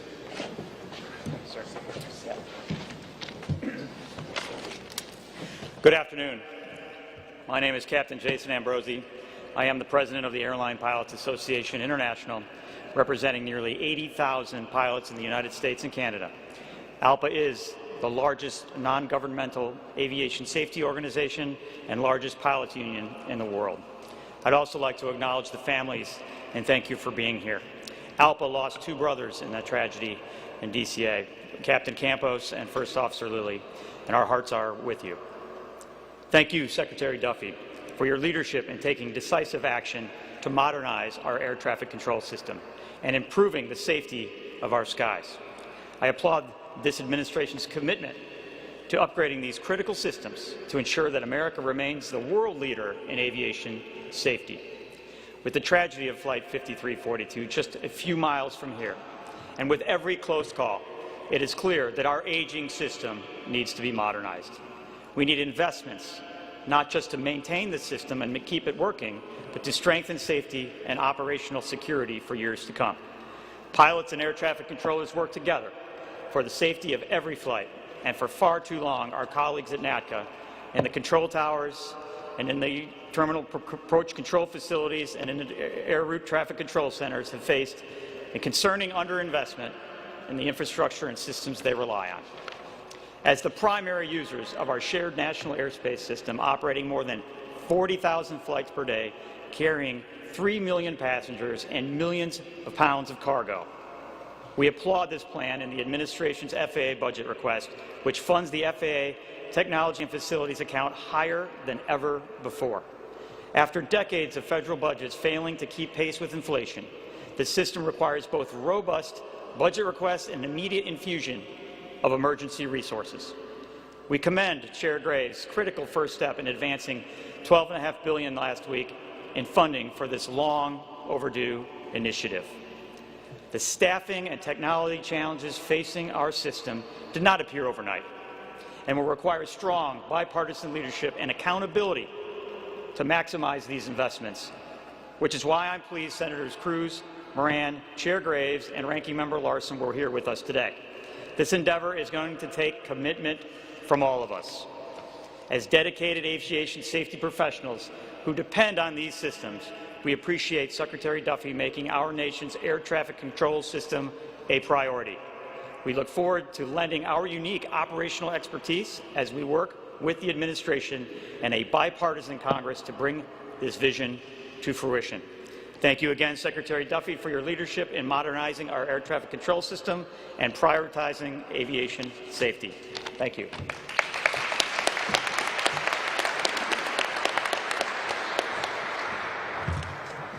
Thank you, Jason. Good afternoon. My name is Robin Hayes. I'm the Chairman and CEO of Airbus in the Americas.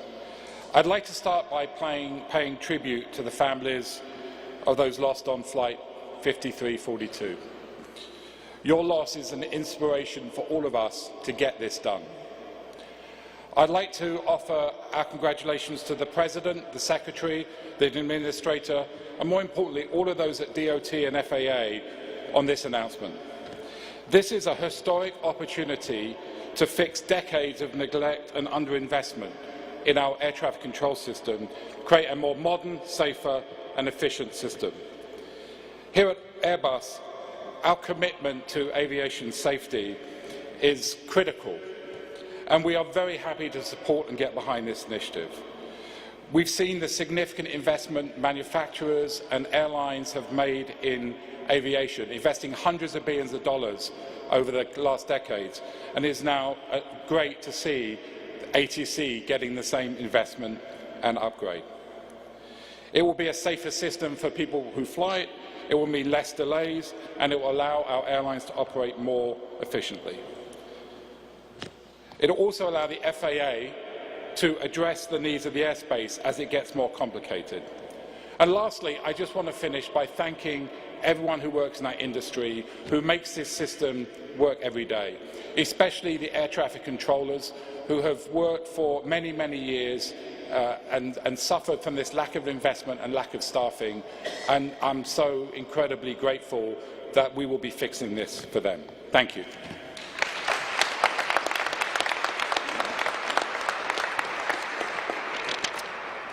Hello, I'm Darren Pleasance. I am the President and CEO of the Aircraft Owners and Pilots Association. I'd like to, first of all, express my thank you to the Secretary for his leadership in this really important initiative, and of course express my thanks to the families who are here with us today. I have the privilege of leading an organization of over 300,000 members that represent the pilots around the country who operate in the world of general aviation. This includes medevac pilots, it includes all of the pilots who fly firefighting aircraft that we see operating across the country every year, including most recently in Los Angeles. It includes the flight instructors who are training the future airline pilots this very day, and many others who enjoy the amazing airspace system that we have in the United States. Without a doubt, as was said earlier, we have the safest aviation system in the world, and it has never been safer. Right? But that doesn't mean that it can't be safer, and it's not as safe as it can be. And we owe it all to all of us who utilize this national airspace system to make it as safe as it can be and to invest in the technology it requires to achieve that. I fly my own airplane about every week, and I also travel on commercial airlines about every week. And so this topic of safety could not be more near and dear to me and to the families that all of us rely on that choose to use the airspace system. I also appreciate the efforts being put forth by Secretary Duffy to hire and train more air traffic controllers. Right? This is very, very much needed. Today's controllers do an amazing job with the antiquated technology that they all rely on. The traveling public and those who fly in the nation's air traffic system need and deserve the best and most modern technologies available. We look forward to working with Secretary Duffy, the Trump administration, our partners at the FAA, and our partners in the aviation industry to see this improvement in the airspace system done once and for all. Thank you.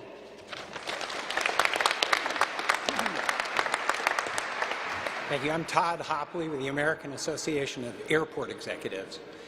The technology that we use to track our teenagers is more advanced than what we give to our air traffic controllers. That is literally insane. We need to fix that. We need better technology. We need better facilities. And we need more controllers. It is as complicated as that and as simple as that. It's something we can fix, it's something we should fix, and it's something we will fix. Thank you.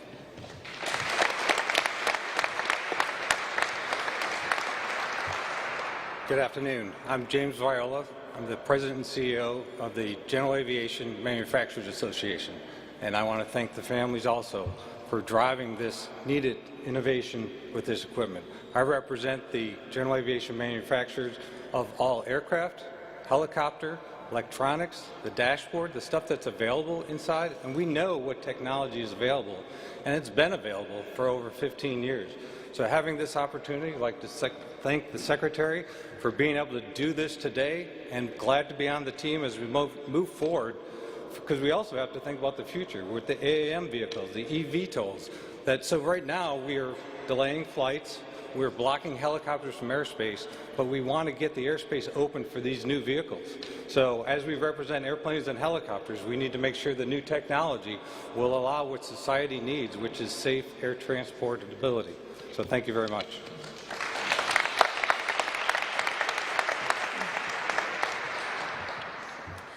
Good afternoon. My name is Dean Iacopelli, and I have the honor of representing this nation's air traffic controllers on behalf of the National Air Traffic Controllers Association. I also would like to thank Secretary Duffy for his leadership. And before I begin, I do want to speak to the families of Flight 5342 and let you know that the entire aviation community, the air traffic controllers, mourns with all of you for your loss. And as the president of NACA, Nick Daniels, has said repeatedly, tragedy without action does not honor the memory of those we lost. And today marks a pivotal step forward in the future of aviation safety. NACA stands in strong support of Secretary Duffy's bold and much-needed plan to modernize our nation's air traffic control system. For decades, NACA has called for modernization, and it's past time to move forward. As the events of about a week ago at Newark highlight two things. One, we need to modernize the equipment. And two, air traffic controllers do what they do best, and they save the day. They are always our last resort, and we're proud of the work that the short-staffed air traffic controllers in Area C at Philadelphia, who handled the Newark airspace, accomplished that day. Last week, the Secretary announced our recruitment and retention agreement intended to help supercharge the hiring of much-needed air traffic controllers and the retention of our experienced air traffic controllers to continue to keep the skies safe. Secretary Duffy's comprehensive initiative focused on modernizing outdated technology and replacing and repairing aging facilities, coupled with his commitment to aggressively address the air traffic control shortage, reflects the kind of leadership and long-term vision the national airspace system urgently needs. It's the right vision, and now is the right time. We thank the Secretary and the administration for taking a proactive approach to addressing these challenges. We are fully committed to working closely with Secretary Duffy, the Department of Transportation, the FAA, and all stakeholders to ensure that this effort includes the involvement and expertise of the dedicated professionals who run this system 24/7, our nation's air traffic controllers, technicians, and other aviation safety professionals. This initiative is laying the foundation for a safer, more modern aviation system, an air traffic control system America deserves and can be proud of. Thank you.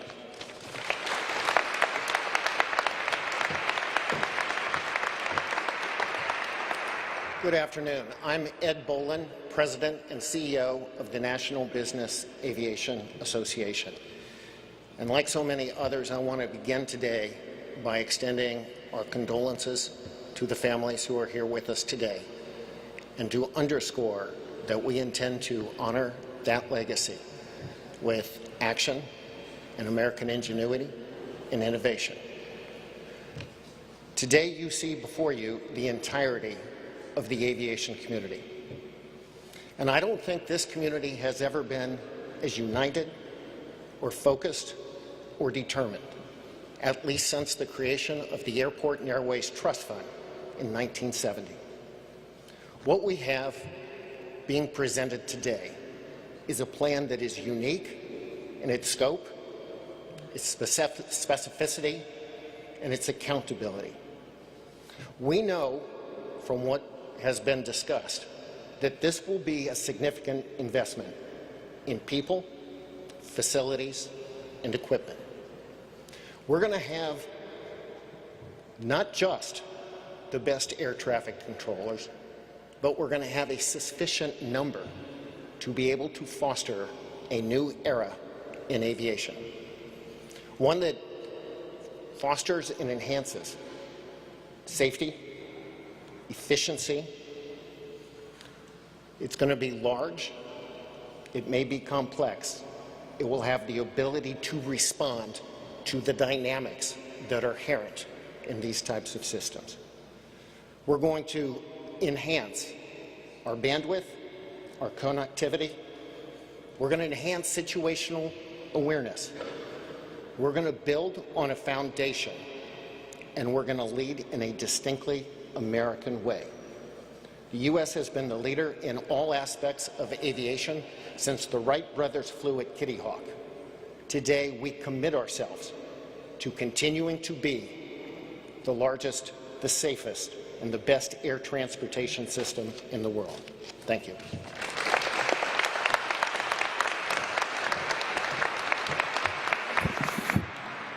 Good afternoon and thank you. My name is Faye Malarkey Black and I'm the CEO of the Regional Airline Association.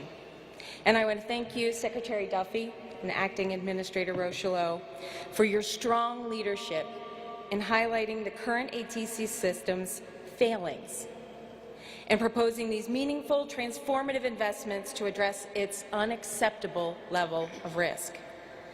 I'd also like to thank and acknowledge the $12.5 billion investment approved by the House T&I Committee last week. Under Chairman Graves' leadership, that proposal represents an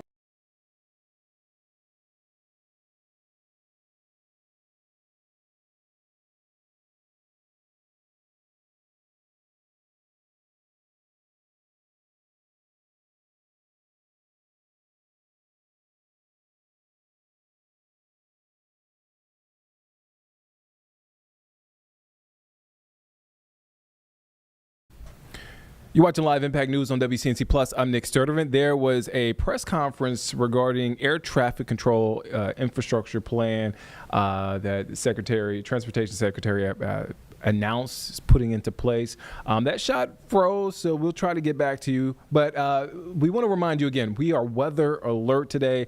Throughout this evening, the storm is moving through our area, so be careful. Here's Chief Meteorologist Brad Panovich with the outlook on these potential strong storms coming through our area.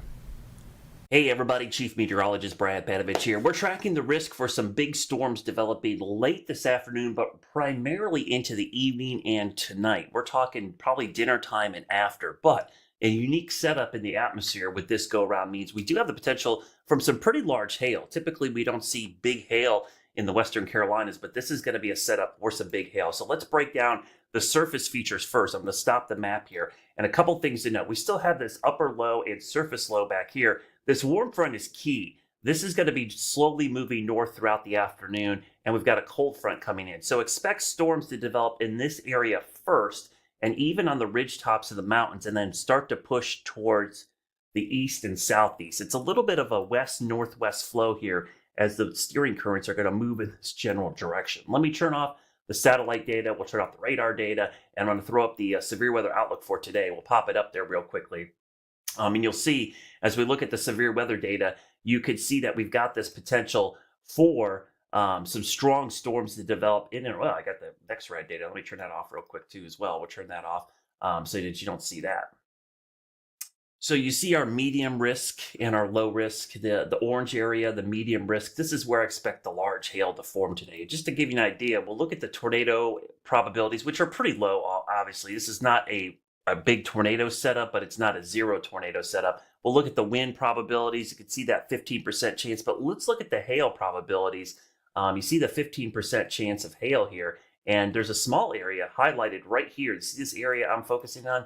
This is where we could see significant hail. So what we're talking about in here is possibly up to 2 inches in diameter. That's pretty beefy hail. At the minimum, golf balls are higher, but you can see that does include most of western North Carolina. Now, I don't expect these to travel too far east with the big hail, but the mountains in particular, this is an area we're going to watch for significant hail this afternoon into the evening hours. So you see that area of large hail. Again, I'll highlight the area that we're concerned about. It's going to be in Tennessee, but also here into western North Carolina. So areas right in here in particular. So Boone, Asheville, Avery, Ashe, Watauga County, Upper Burke, Caldwell counties. Those are the areas we're going to be watching this afternoon. So let's get into the futurecast. So we'll start this at 11 o'clock this morning. Not a lot going on. This is the thing about the setup. There's not going to be a lot of storms during the middle of the day or even the middle of the afternoon. It's really late afternoon at the earliest, but an evening threat. So think of evening, 5, 6, 7 o'clock.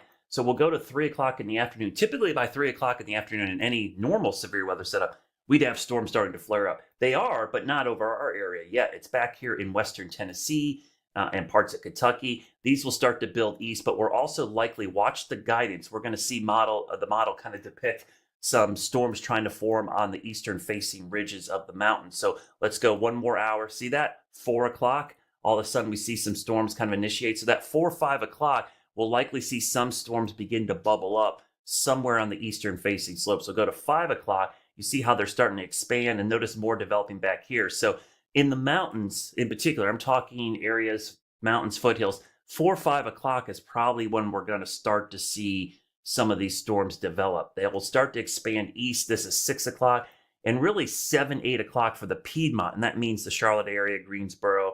This is when we start to see the storms. And anytime we see on the future radar, you see these brighter returns like here and here, that's probably an indication of some large hail. So if I back it up, you can see in particular right here towards the Lake Lure area, Rutherford, Polk County area, Chimney Rock area. That's an area southeast of Asheville that looks like there could be some hail in there. And then maybe one developing here in Rowan County around 7:15. We go towards 8 o'clock. For the Charlotte Metro, I think 8 o'clock is probably the time frame we're probably going to see things flare up. But you see how scattered they are. They're moving west to east, and then they kind of transition into more heavy rain. This is 9 o'clock. We go to 10 o'clock, 11, into the overnight hours. This is after midnight. We go into 1 a.m., Friday morning, 2 a.m. So these will linger into the overnight hours, especially down to the south, depending on how things evolve. And then we go into the early morning hours. These will kind of push out as we get towards sunrise on Friday. So let me back that up one more time just to kind of show you the timing of this. So mountains and foothills, folks, there, look 4 or 5 o'clock, things flaring up. So early evening, Piedmont, it's mid to late evening. And then anywhere south and east, it's really into the overnight hours. Let me quickly show you something, because I'm going to show you the same model here. So this is the storm coming out of the mountains right there. I want to show you what the soundings look like. And the sounding is just an atmospheric profile of the atmosphere. You can see this is for around Gaston County, marginal severe, but some of the significant hail parameters are around 1 inch. So a little bit smaller for us, but if you get a little closer to this storm right there coming out of Cleveland County, some of the hail parameters are a little bit higher. So that's something we'll watch. Let's go to the latest run here, because I think this will be a little bit more accurate. We'll go back this up here. So this is around 4 o'clock. You see the same storms initializing. As we mentioned, we'll go to about 5, 6 o'clock. So let's go just ahead of this storm and kind of sample the atmosphere in the guidance. Not a ton of severe. So there's still some conflicting data on how much of these big hailers will get east of the mountains, but it's certainly something we're going to have to watch very carefully this evening. So if you have a garage, a carport, and you can put your car inside tonight would be a good time to do it. Just be prepared that this could be hail. It won't be everywhere. And let me emphasize that too. We're not going to see hail in every location, but there are going to be localized spots of large hail possibly. And right now, if I had to choose, looking at the guidance and the setup today, it looks to be right in here in our area. So just focus on that area with the hail. Now, not just hail. Hail's number one, which is rare. We never put hail number one, but it is. Damaging winds would be 2, because the setup for hail and wind are pretty similar. And then tornado would be 3rd, but it's a very small risk, maybe 1%. Hail and wind will far surpass that. So stay weather aware. We'll have updates throughout the afternoon. And if anything should pop up, you'll see those warnings populate throughout my social media. Everyone, I'm Colin Mayfield taking over for Nick Sturdivant. As Brad said, we will have updates, obviously, starting tonight on the news at 4 o'clock on WCNC with Nick Sturdivant and Jane Monreal. He's been tracking it, and so has our entire team of meteorologists here at WCNC. But it's nice to have that little blurb from Brad, obviously, to keep us aware tonight. Might as well download the WCNC Charlotte mobile app while you're at it. That way you know exactly where you are, have that radar, and it'll pinpoint your location on that as well. So a great opportunity to use that tool tonight to stay weather aware. And we're not going to fearmonger, folks. Obviously, we're going to make sure that you know what you need to know when you need to know it. But, of course, we'll have updates with Brad starting at 4 and then 5 and further on throughout the evening. And then we'll be back for our stream 7 to 9 as well. So the usual State Department briefing is happening today with spokesperson or spokeswoman Tammy Bruce. Let's listen into what the goings-on of today have to do with the state there. America great, but that also, of course, benefits the world at large. So we're looking at a dynamic with Secretary Rubio, in fact, again, being a point person in the lead of these initial days of dealing with Pakistan and India, that those conversations have been vital and important, and his role has made that possible. And of course, it's would always be that way. This is not an unusual position for him with the work that he's already been doing. So I've mentioned to our in-house, our resident reporters that most of us don't see much change at all because of already the nature of the agenda of the Trump administration and how it's moved forward. So with money, he's saving us some money. And also remember, this is an interim position. That it's not a permanent position. But it matches perfectly well because of the nature of his work anyway. The State Department, as I've noted, has an impressive bench of leaders, and our work, of course, continues regularly. And sometimes instead of seeing him in person, we will have a conversation on the phone. But yes, so we don't see any, I don't know if Americans will see any disruption or change other than the successes that come forward with President Trump and Secretary Rubio. So you're saying it's the same exact salary as before? Well, I would have to. I didn't know what his salary was before. Okay. I don't know what it is right now, but I know that he's not receiving 2 salaries or more. That's what I know. All right, Sean, one more time, and we'll end Can I with switch you. topics? Denmark.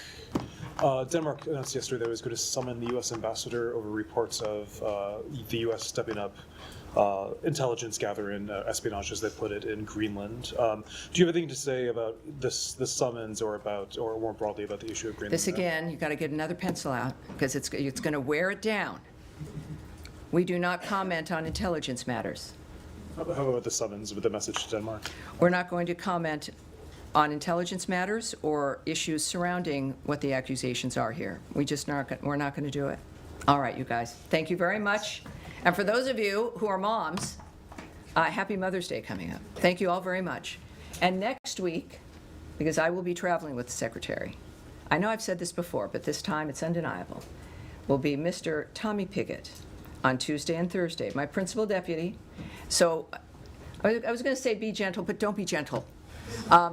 He's ready for you, and he looks forward to getting you all what you need. Thank you all very much. Thank you. Thank you.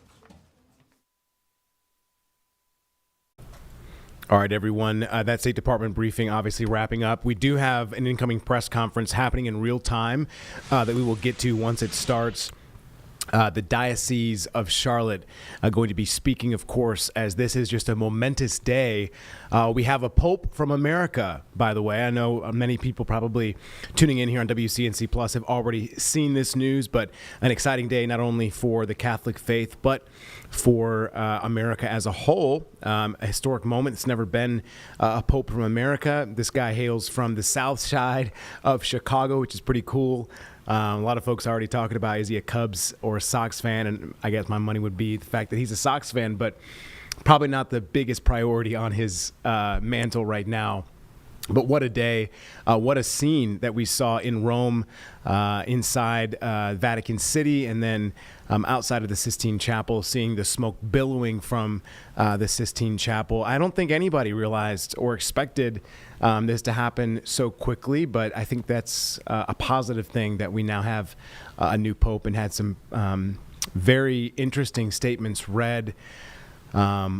The Pope Leo XIV saying and paying homage to Pope Francis, saying that work must continue, and that the Catholic Church as a whole needs to be a place that involves and invites everyone, even the poor. So going kind of back to what Pope Francis was all about, and obviously carrying the mantle forward is what Pope Leo XIV will do. So we will get to the Diocese of Charlotte at some point when they speak on this day. Looks like they are checking microphones, so we won't toss to anything just yet. Are you hearing what they're saying, Jeb? Are they ready? All right, let's go. was ordained the 5th Bishop of Charlotte nearly a year ago on May 29th here in Charlotte. The Diocese of Charlotte covers the western half of North Carolina. That includes the 46 counties of western North Carolina. That includes 93 churches, 20 schools, and a growing Catholic population of more than 500,000. So we'll welcome Bishop Martin here to answer your questions and talk about our new Holy Father. Good afternoon, everyone. It's great to be here today on a day of tremendous joy for the Universal Catholic Church, and in particular for the Diocese of Charlotte, as we celebrate our new Holy Father, Pope Leo XIV. I'm honored that you've come to cover this as it relates to our local reality, but also as we participate in something greater that's throughout the entire world. There's been tremendous anticipation since the death of Pope Francis on who might be the next spiritual leader of the entire world, the Catholic world, and we're thrilled today to be able to name Pope Leo XIV. Cardinal Prevost, as you know, has some great connections here to our country, born and raised in Chicago, and has served here in the U.S., but also in Peru, and most recently at the Vatican for the Dicastery of Bishops, which is the office within the Holy Rome, or the Roman Catholic Church, that determines who becomes bishops throughout the church. And so it's amazing to see this man being selected by his peers.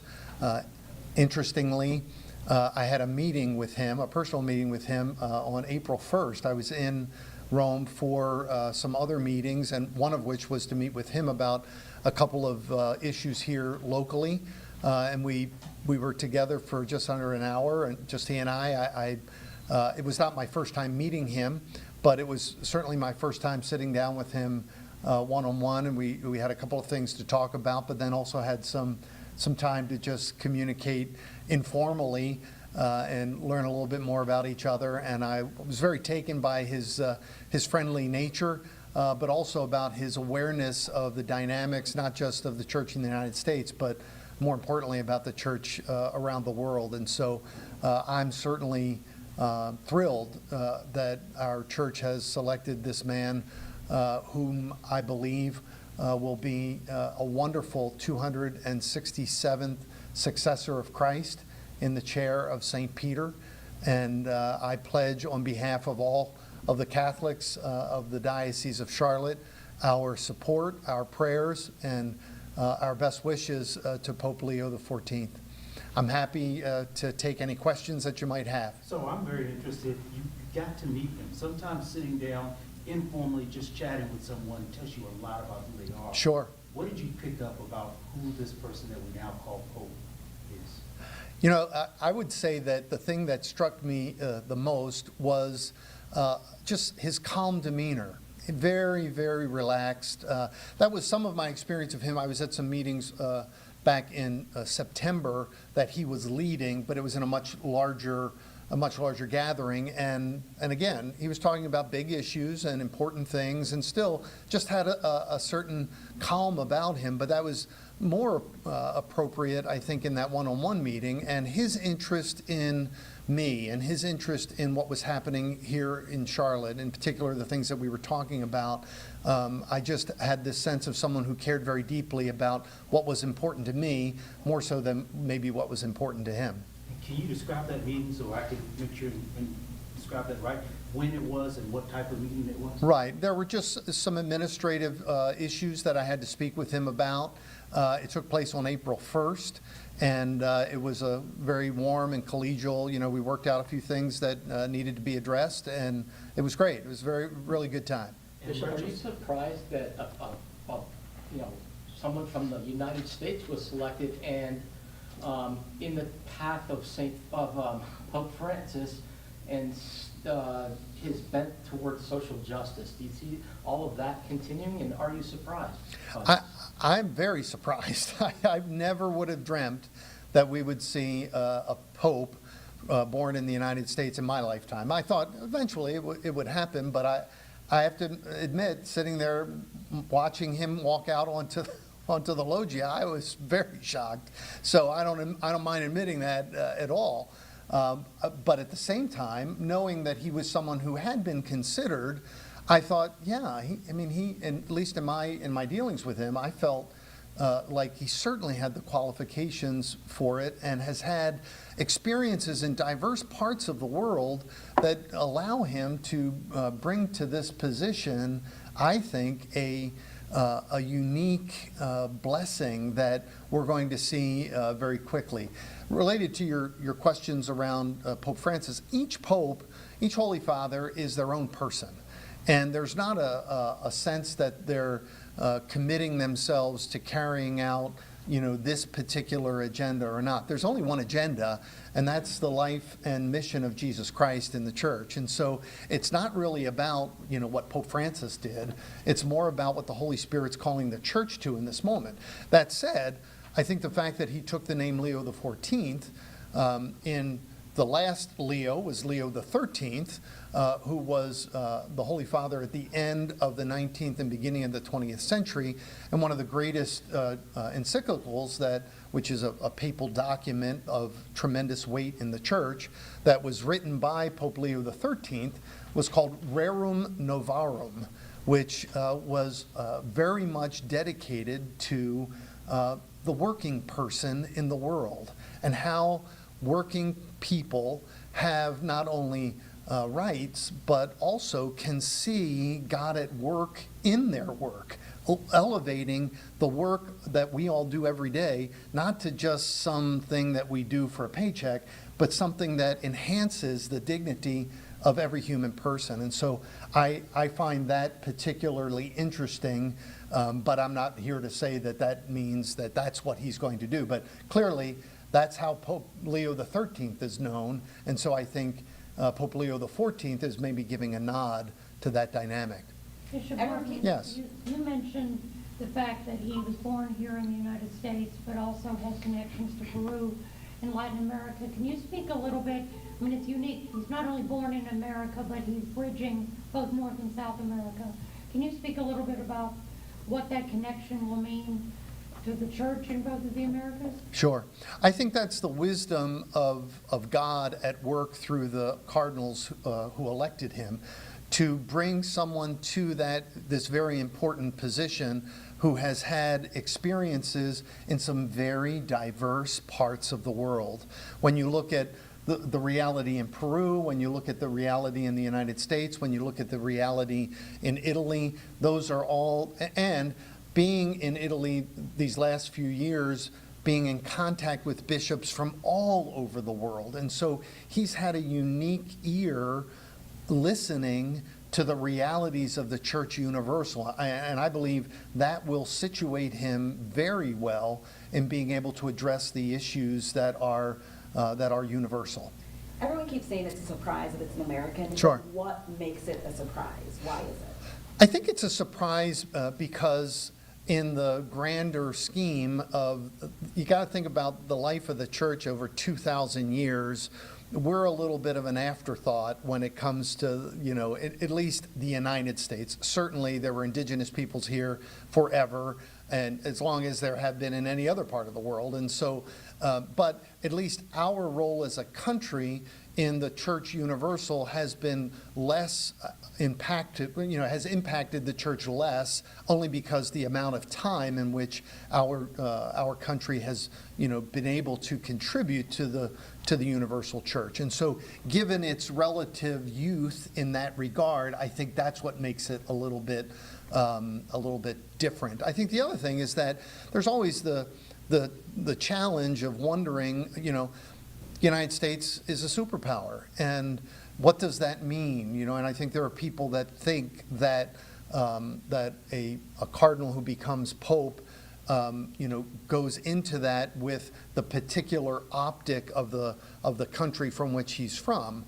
Obviously, he's going to have that experience, but he's not in that position as an American in that position. That's not what he's been selected for, and no one knows that better than he does. And so I think there had been some concerns, maybe more in different circles, that when you have a pope who's from a world power, what will that mean in world relations? And so I think that's where there may have been some thought that, the cardinals might have been a little hesitant in that regard, which I think speaks well of who Cardinal Prevost is, that the cardinal electors felt that that would not be in any way a detriment, but if anything, it would be a blessing. Does that make sense? Mm-hmm. Yeah. Bishop, the future of the Catholic Church, how is that going to be portrayed here in Charlotte now?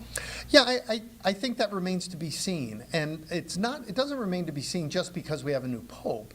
It remains to be seen because as each and every Catholic in this part of the world, in our Western New York, Western North Carolina. I used to live in Western New York a while back, I apologize. But in Western North Carolina, in our part of the world, how do we respond to this moment, to this call of faith? If you'll notice that Pope Leo was very passionate in his speech from the Loggia today to mention things like the universality of all people, that we're all one together. The strong themes of peace that he emphasized over and over and over again in a world that's torn by division. And so I think all of us, just on day one, we're called to ask ourselves, what are my perceptions about my being a brother or sister to people all over the world? Do I see myself in communion with others? And am I seeking to live a life of peace with others, even in the smallest everyday examples of my life? And so I think that's where the Catholics of Western North Carolina have to ask themselves, okay, I've heard for the first time Pope Leo speak about these things that he's passionate about. How can they become a passion for me? It felt like everything went fast this time as well with the conclave and the election, even compared to Pope Francis getting nominated. What are your thoughts about that? I would be making it up if I gave you any thoughts that were worth recording on what the speed of the conclave means. I have no insight into that other than the conjecture of a guy standing in front of a microphone. So I won't bore you with what I think about that, because I have nothing that I think would be meaningful. It happened in the time that it happened. Amen. Not to be a downer on, press conference remarks, but... I have a super simple, relatively uneducated question. I didn't know Americans could be Pope. Sure. If you understand a little bit that there are no geographic determinations in the Catholic Church that are such that limit anyone from consideration of being the Pope. So there's no, you couldn't be from Guatemala, or you couldn't be from the United States, or you couldn't be from this country or that. There are no geographic distinctions that would limit anyone who otherwise is eligible to be elected Pope. So could have been a Pope, an American Pope 100 years ago. It's nothing, that's not something new. But not a stupid question at all, no. Bishop Martin, one of the other things that he echoed in his remarks, he was talking about synodality. He talked about Pope Francis's focus on being a listening church. What do you think that means for the church in this current era, and also for the church here in the Diocese of Charlotte? I agree. I thought those were particularly poignant remarks, and I felt like maybe I was reading more into it than I should have, but I thought he got a little emotional when he referenced Pope Francis, and I'm sure he probably did. And so realizing the legacy of his predecessor, a man with whom he had worked closely, over the last few years, I'm sure they had developed quite a relationship. And in fact, the day that I was able to meet the Holy Father in Rome back in September, Cardinal Prevost was there in the room as well. So and I'm sure it wasn't the only time, he's in a position where he would have met regularly with Pope Francis. And so I'm sure that was moving for him to be able to see himself as Pope Francis's successor. But more importantly, he's not the successor of Pope Francis, he's the successor of Peter and the successor of Christ, our high priest here on earth. And so I think that probably means more. The fact that he focused in on synodality, I think, gives us all a hopeful image for what we can expect moving forward, which is we all have to listen to each other more. We have to listen to each other more. If you think about the issues of our day, so much of what brings conflict is a desire to want to be understood more than to understand. And what Pope Francis was doing, and I think Pope Leo now has picked up upon, is saying, let's place the emphasis not on being understood, but on understanding, on listening. And we can't do that unless we listen to one another. Will there be any special masses today or throughout the week to celebrate this? Right, great question. I think for many of us, it was a little late in the day when all of this came about, and so organizing things for today is probably a little challenging, but we will, as the Diocese of Charlotte, be celebrating a special Mass tomorrow night at 7 p.m. at St. Matthew's Church here in the Charlotte metro area. What's that area called? Is that Ballantyne? In Ballantyne at 7 p.m. We'll open that to anyone, any Catholics or any people that would like to come and pray with us together tomorrow night. I'm sure that individual parishes around our diocese will be having individual separate masses in honor of the Pope Leo's election, but the one that we'll do for the diocese as a whole will take place tomorrow night at 7. Do you know when you'll have interaction with him again? I don't. There's nothing that I have on my calendar that says, head over to Rome and, talk to the new Pope, and I doubt, You wish you did. I'll doubt that he's going to be calling me anytime soon. That said, we have a pilgrimage planned to Rome in November, and so it would be my hope at that time to see if I might be able to schedule an audience with the Holy Father at that time, but I'm betting I'm about 4 billionth in the list of people that want to be able to say hello. Yes? When a pope is elected, is there like an agenda or something that in the beginning, like steps that they like to have a plan? Sure. I would suggest, and again, not having ever been a part of the process, but of what I know of, but what's probably as important as the conclave is the meetings that take place prior to the conclave that have been going on since Pope Francis's death. And what has emerged during those meetings have been topics that cardinals from all over the world have come together to talk about agenda issues that are real and that need to be addressed. So I would think that there are some considerable things that came up during those times that Pope Leo will have at the forefront of things that he wants to address, but I can't speak to what they might be. See a Cubs or a White Sox? That's a great question, and I'm sure it will be made known soon and very soon by people who will be asking him all those types of great questions. Is there any history of him, small little bit of history of him in Chicago, like that you know of? Again, his bio is already, he's got his own Wikipedia page, and you can see the particular things. He's a graduate from Villanova University. You can imagine they're over there in Philly celebrating as well. So obviously some of the things that he was able to accomplish in Chicago was not as substantial as some of the other things that he had done in the rest of his life, some of which was because, again, he was a member of a religious community, as I am, as I'm a Franciscan. He's an Augustinian, and so he was part of a religious community that took him to a number of different places other than the Chicago area.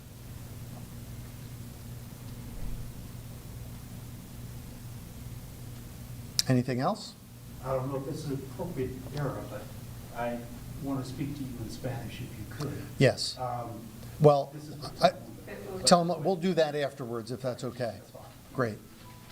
I won't badger the rest of you with my pathetic Spanish. So, thank you so much for being here today. I appreciate it. Thank you. Everybody. Thank you. If you go to charlottediocese.org. Man, what an in-depth discussion there by Father Michael Martin, talking about the new Holy Father, Pope Leo XIV, talking about what a tremendous day that this is. He has tremendous joy. And of course, there's been tremendous speculation and anticipation about who might be the next leader of the Catholic world. So he went into some of the background information.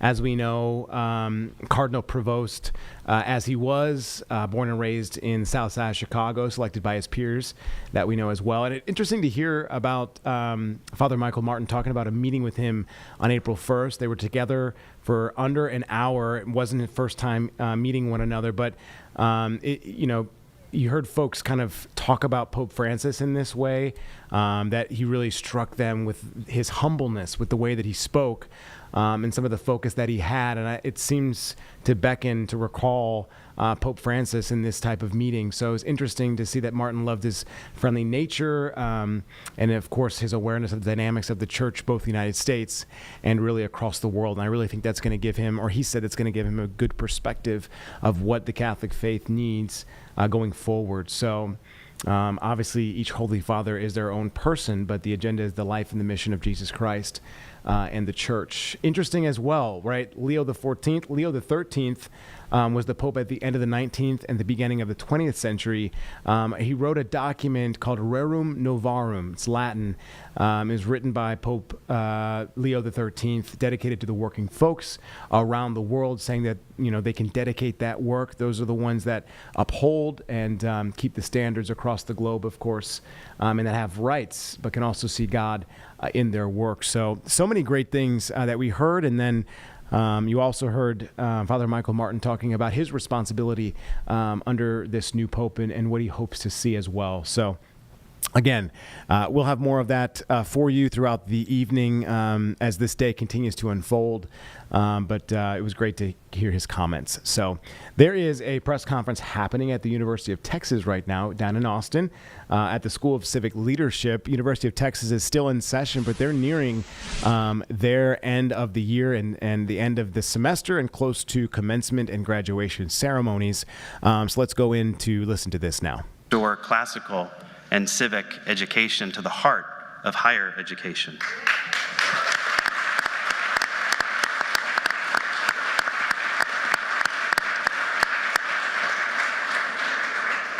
And as we do that work, we will contribute to the goal of the University of Texas to be the highest impact public university in the world.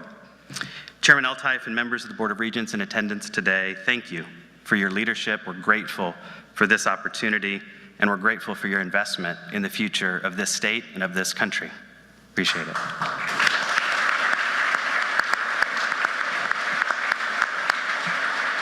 Thank you, Dean Dyer. And now we'll hear from the greatest governor of the greatest state, Greg Abbott.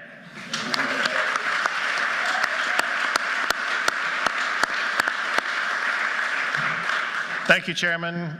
Thank you, Jim. Dean, great to be with you on this incredible day.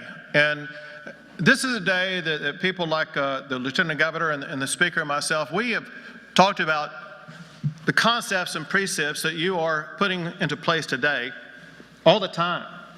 We've been hungry as leaders of the state to see the transformation in education that the University of Texas is delivering through this school.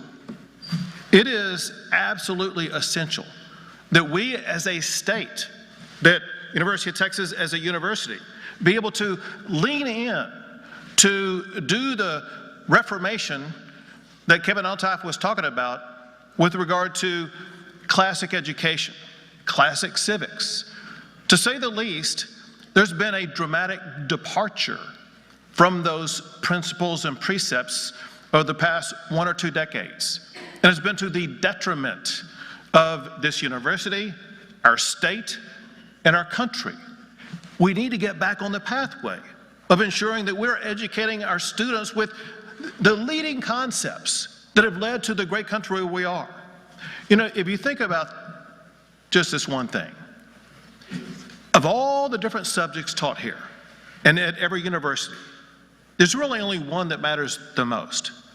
And that is making sure that our students know exactly why and how 13 colonies were able to combine and then take that combination and turn it into the most powerful and prosperous country ever in the history of the world. It's amazing when you think about it. Totally unpredictable at the beginning, but there's a recipe in there, a recipe that leaders across this country, leaders in this university, have departed from. Today, that changes, and we restore classical civics leadership education at the University of Texas at Austin.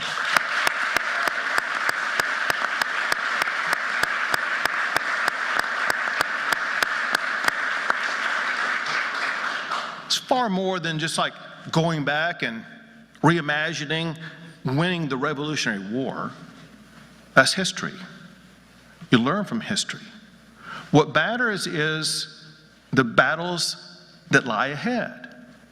We deal with a far more complex world than ever before. The good thing is this: the issues that will be the defining issues of the next few decades, if not the next century, are issues that the United States dominates in. Artificial intelligence, space, the semiconductors that power both of those. Not only is the United States a leader in that, but here's the most important point. The state of Texas is the national leader in each of those subject areas that will determine the outcome in the future. Now, the University of Texas has laid the groundwork to ensure that it is educating the next generation that will inherit those traits, those complex issues, and lead the way forward, ensuring that Texas remains the greatest state and the greatest country in the history of the world. Hook 'em horns.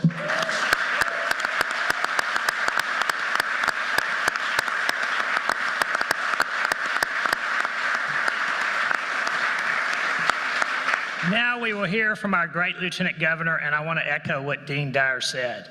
At the very beginning, when we first wanted to create the Liberty Institute, first person we went to speak to was Governor Dan Patrick, and he immediately put this money where his mouth was and provided.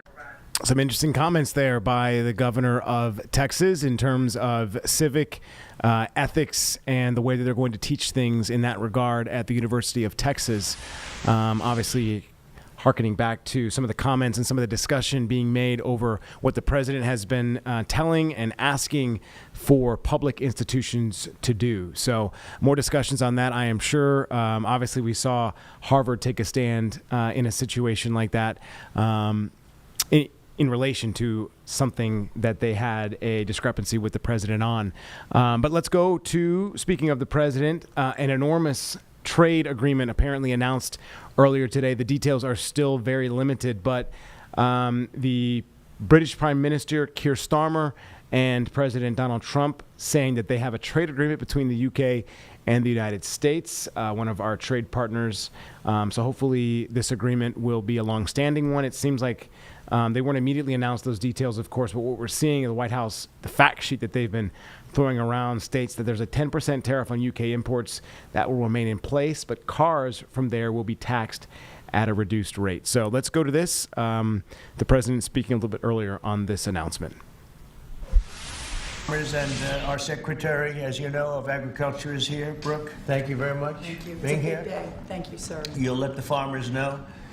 In addition, the UK will reduce or eliminate numerous non-tariff barriers that unfairly discriminated against American products, but this is now turning out, I think, really to be a great deal for both countries, because it'll be really great for the UK also. So they're opening up the country. Their country is a little closed, and we appreciate that.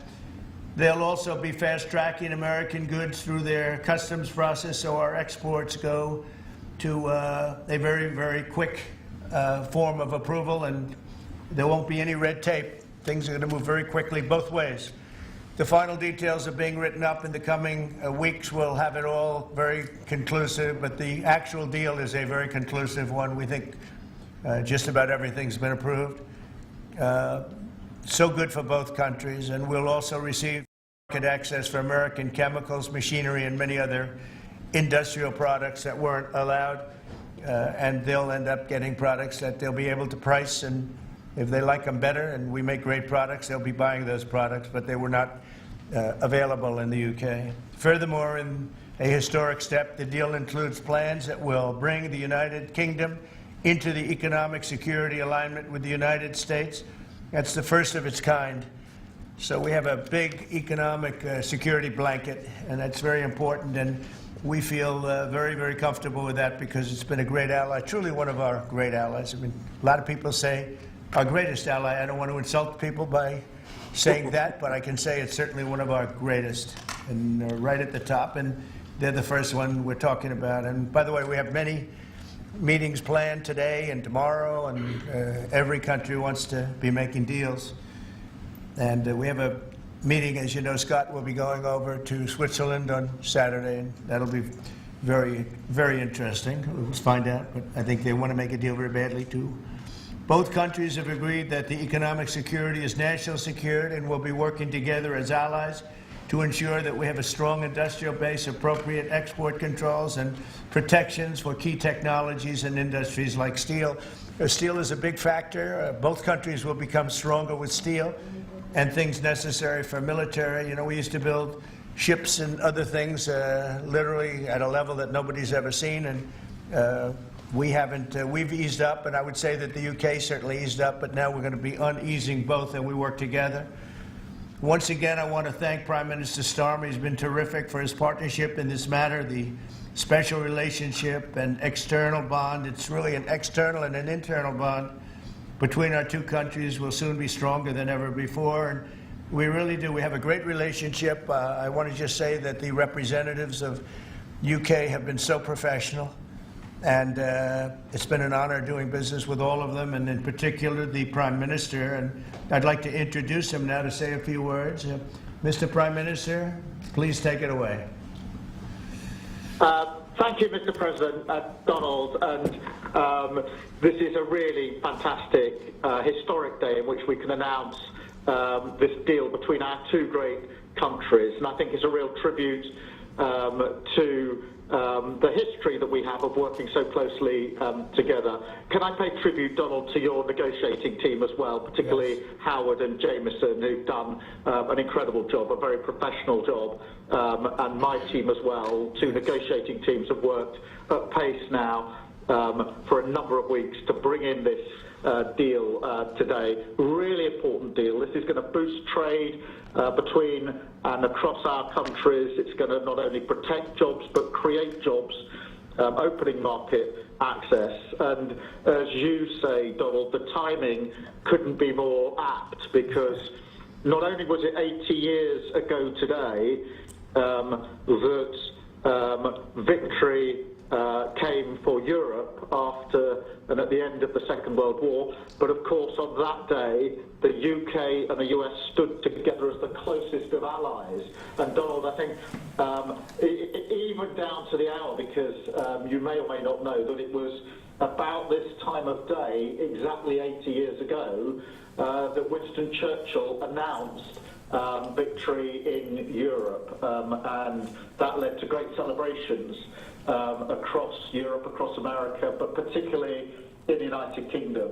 Literally people going out into the street, putting bunting up, going up to the palace. And so to be able to announce this great deal on the same day, 80 years forward, almost at the same hour, And as we were 80 years ago, with the UK and the US standing side by side, I think is incredibly important and makes this truly historic. That close relationship has endured over those 80 years. As you know, Donald, when it comes to defence and security and intelligence sharing, of course, there are no two countries that are closer than our two countries. And now we take this into new and important territory by adding trade and the economy to the closeness of our relationship. It is built, as you say, on those notions of fairness and reciprocal arrangements. We've always had a fair and balanced arrangement between our countries. This builds on that, hugely important for sectors like car manufacturing and for steel and aluminium and so many others. And yes, we can finish hammering out some of the details, but there's a fantastic platform here, including, of course, on the tech side, where I think I'm right in saying we're the only two Western countries with trillion-dollar sectors when it comes to tech.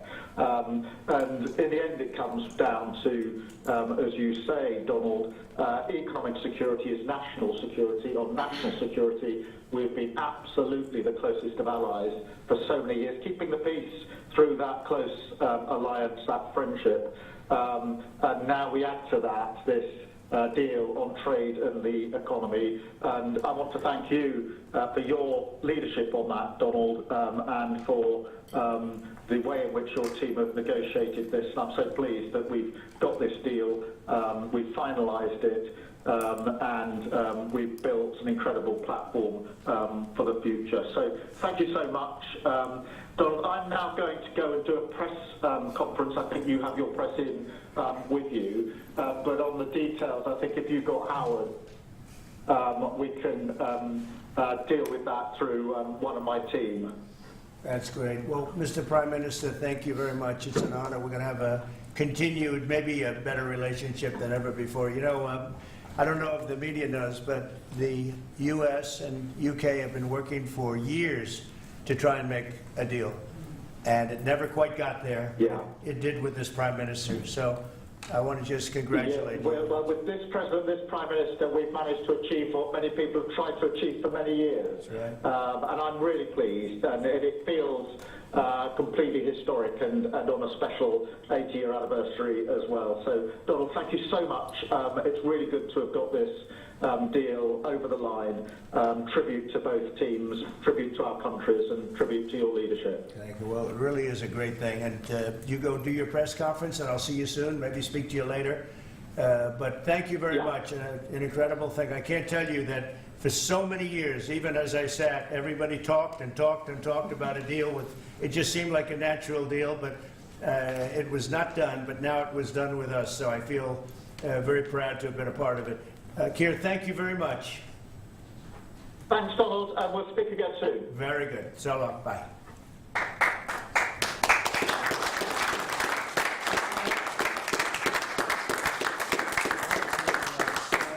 Why don't I do this? Why don't I have our Secretary of Commerce, Howard Lutnick, give a little description of the deal pretty quick, and then the good side, the very nice side, we'll be speaking about it also, maybe, from so you get a pretty equal. I think it's a very, it's just been a deal that was, we thought, very complicated. It became very simple. It's opening up the country that we really didn't have the kind of access to that I would have thought. I was surprised. I think it's why the deal never got done before. It was, you know, they've been working on this deal for 25 years. And we got it done, and we got it done. Really, it's going to be great for both countries. So, Sarah, if you could go, and then somebody else, you may have, you'll pick whoever you want who'd like to do it. I have a feeling you're going to do it, right? So you guys go ahead, and then we'll take questions right after that. But I think you'll get a pretty good understanding of how big it is. It's a very large deal, very big deal. And Howard, go ahead. So the UK is the 6th largest economy in the world, and the 4th largest that we export to, right? So it's a huge market, a top 10 market. If you remember Liberation Day, they were at 10% because we have balanced trade with the UK, right? They say they have a surplus, but of course that counts gold bullion, which is, so let's just call it balanced trade. So how do you open up a market in balanced trade? People think it's impossible. They've always thought it was impossible until President Trump came on the scene and changed the way things work. So here's what we've got. We've opened up new market access. Ethanol, beef, machinery, all the agricultural products. They've agreed to open their markets, and that will add $5 billion of opportunity to American exporters. So the question is, why would they do that now? Because they've never done it before. And we still have our 10% tariff on, which will produce $6 billion of revenue for the United States. So the idea was, how do they keep their jobs, protect their economy, and do the best for their people while opening the market for us? And the ways they studied it, their team was exceptional, and they tried to figure out the markets that they're importing from other people and try to send them over to America. So why were they always favoring others and not us? And what they've done is they've found the ways to do that so that we have new access, right? But the UK workers are protected, and that was the balance. So we did a deal with them in automobiles, and you know, if you're not building here, we charge you a 25% tariff. But the president, and by the way, I want to make this clear, while Jameson and I worked hard, this was the president's deal. And people think, oh, that's not the way it works. If you got to sit next to him, I have the best deal maker to my left. And if you don't think that we take advantage of him calling the prime minister and getting that deal done, you don't understand who's the president of the United States. So he's the closer. He gets deals done that we could never get done because he understands business, he understands deals, and that's why we're here today. So he agreed they could send 100,000 cars into America and only pay a 10% tariff. And that protects their car industry. And remember, we do 16 million cars a year. So this is only like 0.6%. But for the UK auto people, this is tens of thousands of jobs that the president agreed that he would protect for them. So he made that deal, right? Then steel and aluminum, right? Their steel business has been destroyed like everybody else has been destroyed by people dumping steel into their markets. And British Steel had announced it was closing down. So the British government, as part of this deal, nationalized British Steel, and they're going to match the kinds of models we do. They'll put tariffs on, they'll put quotas on. They want to do it with America so they can be part of the resurgence of steel and aluminum in America, and that saves them, again, thousands and thousands of jobs. So if you go step by step, aero and commercial planes, they sell Rolls-Royce engines to Boeing. We've agreed to let Rolls-Royce engines and those kind of plane parts to come over tariff-free. And what you're going to hear today is there's going to be an announcement in the UK that they are buying $10 billion worth of Boeing planes later today, but I'm going to let the name of the airline announce it because that's theirs to do. But part of this deal was always to do it together and to do it strong, and you can see the numbers on this board. Everything about this board works exceptionally well for the United States of America. It lays out the plan that you can work with us in autos, you can work with us with aero and commercial, you can work with us in pharmaceuticals if you have a supply chain that is secure and protected in national security. So we feel really good about the deal.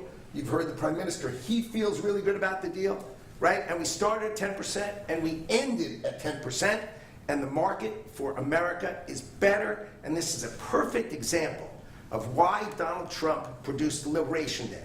People don't understand he gets things done in a matter of time. This would have taken Jameson and I 3 years, maybe. And instead, we got it done in 45 days, certainly, because we worked for Donald Trump. So, Jameson, my partner in all this, maybe Jameson, you'd like to talk a little, and then we'll turn it over to the UK. Sure, happy to do that. Everyone has great remarks.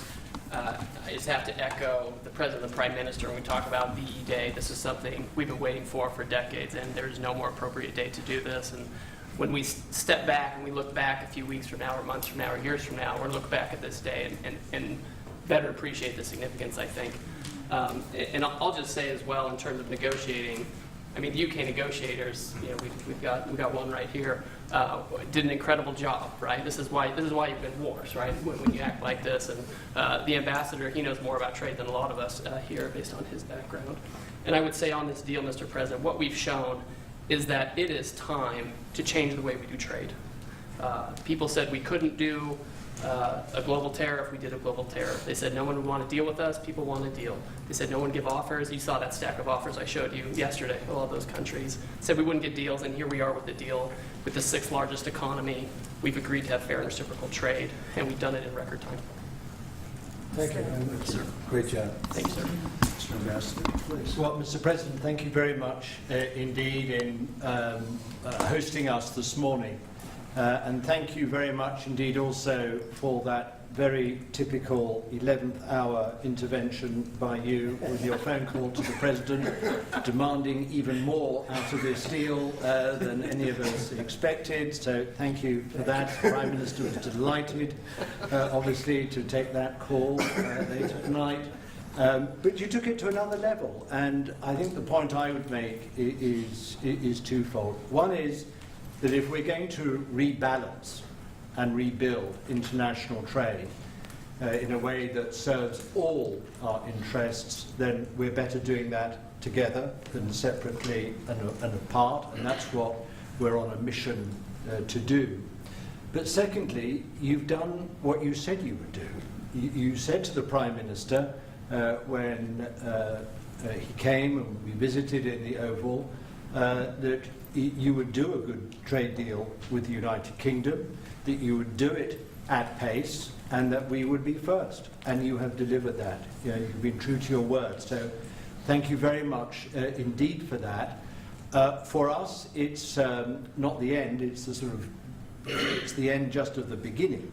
I mean, there is yet more we can do in reducing tariffs and trade barriers so as to open up our markets to each other even more than we're agreeing to do today.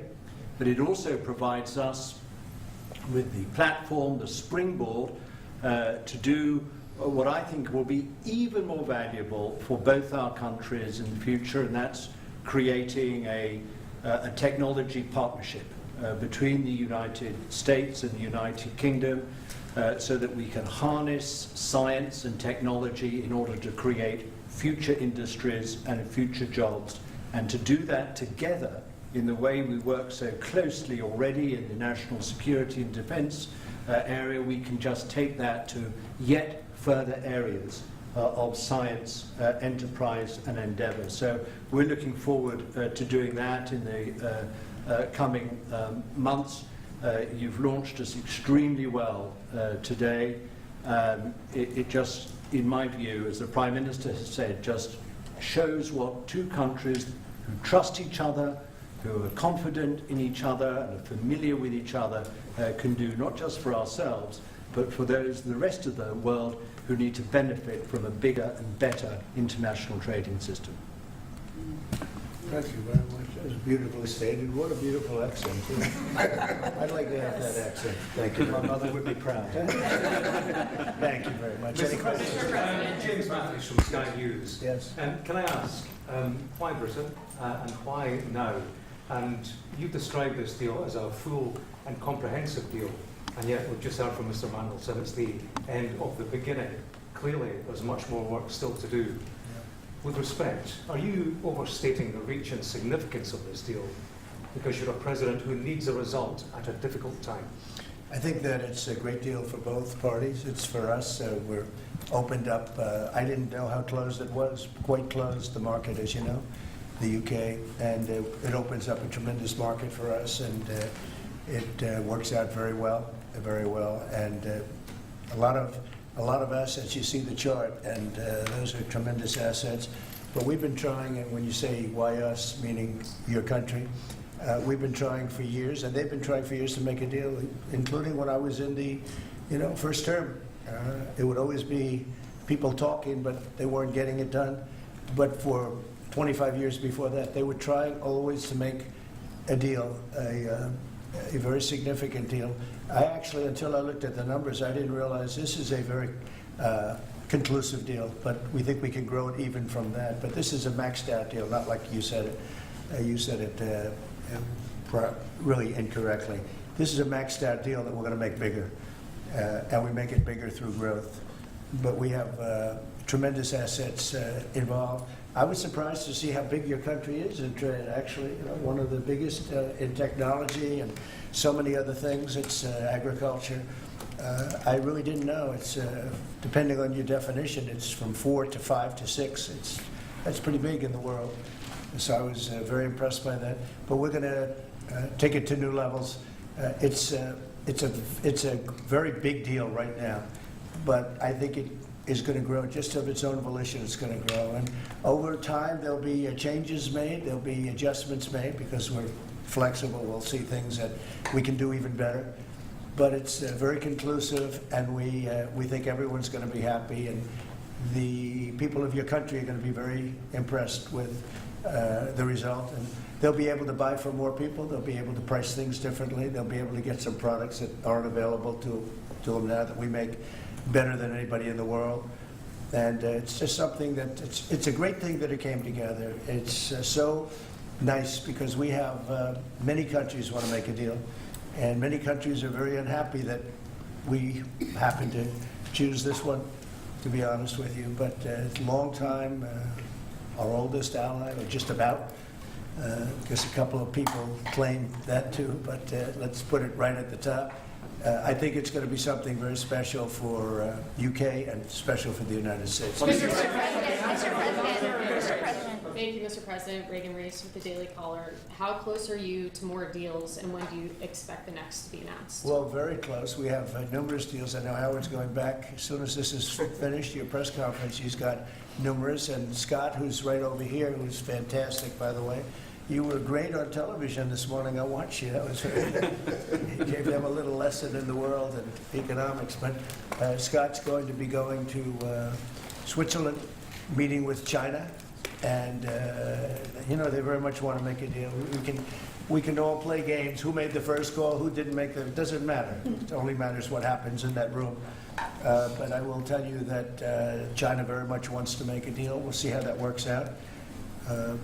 Every country throughout the last 40, 50 years has literally ripped off the United States on trade, on military, on protection, on all the different things. And we are now making fair deals. And in this case, it's great because we really weren't very much involved. You have the European Union, which is, I think you made the right decision years ago. I don't know if you remember, I was opening up Turnberry the day that you were voting. And they asked me, would it happen or would it not happen? I said, no, I think they're going to go their own separate way. I think it's better for them. And they did. I think it's going to end up being a very smart decision. But a big part of that decision was always that you'd be able to make a deal with the United States. And they were unable to do that. But now they made it. And it's a tremendous, it's very important. That was always a big part of your decision on Brexit. And they were never able to make that deal. It was a tough one. And this one it's amazing with time. This one just went very smoothly, went quickly and smoothly, and a lot of common sense, as I like to say. There's tremendous common sense, but it's going to make your country much bigger in terms of trade, and it's going to make our country much bigger in terms of trade, too. Yes, sir. Thank you. Go ahead, behind you. Oh, yeah, Tom Bacon at the BBC. Thank you, Mr. President. You mentioned meat. You're with who? The BBC. Oh, good. Very nice. They tribute you. You mentioned meat and beef exports. The UK currently doesn't accept American beef because of its own food standards. Are you calling on the UK to accept all American beef and chicken products? Well, I think they'll take what they want. We have plenty of it. We have every type. We have every classification you could have. As you know, Bobby Kennedy is doing a tremendous job, and he's, I think, probably heading toward your system with no chemical, no this, no that. I think we're heading that way. It seems to be. And but we have that also. So we're a very big country. We have a lot of beef We're a very big country, so it'll be great. Yes. Yes. You want me to jump? Yes. Let's talk about American beef really quickly, and it can't be understated. I'm Brooke Rollins, by the way, how important this deal is and what this means to American farmers and ranchers. Specific to the beef, this is going to exponentially increase our beef exports. And to be very clear, American beef is the safest, the best quality, and the crown jewel of American agriculture for the world. So I think a really important part of this deal isn't just the ethanol reducing of tariffs from 19 to 0, which for our row croppers is a huge deal, but also for beef. And as we move forward, I know our incredible trade team is looking at all of the meats, all of the produce, really all of our agriculture exports. And I don't know if there's an industry that has been treated more unfairly and has suffered more than our agriculture industry. So we look forward to, I'll be in the UK on Monday, talking to my counterpart over there for the next week, and look forward to moving that out across the country. The president is I incredible. think we can say that we have the best in the world, best tractors, the best everything in the world. And they say that our agriculture is, second to none, you understand. And it'll be a great asset. People are going to be able to have options, choice, and they'll have more of it.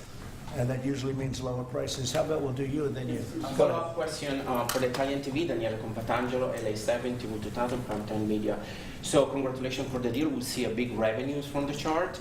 But what's the rest of Europe? It's a victory day, but other European countries, it seems like they're losing the trade. We intend to make a deal with Europe. We have found that the European Union treated us extremely unfairly, very difficult, and hurt themselves in doing so. And they very much want to make a deal. We'll be dealing with them. We are dealing with them currently. So that'll cover pretty much the rest of it. But this was separate because of Brexit in particular. This was a separate deal. It always seems so natural. I mean, all the media would say that this seemed to be like, why did this happen 25 years? Why didn't it happen a long time ago? And it was always amazing to me. Somebody would say, hey, we got to make a deal. We have to make a deal. But this deal just fell into place. The Prime Minister did a fantastic job.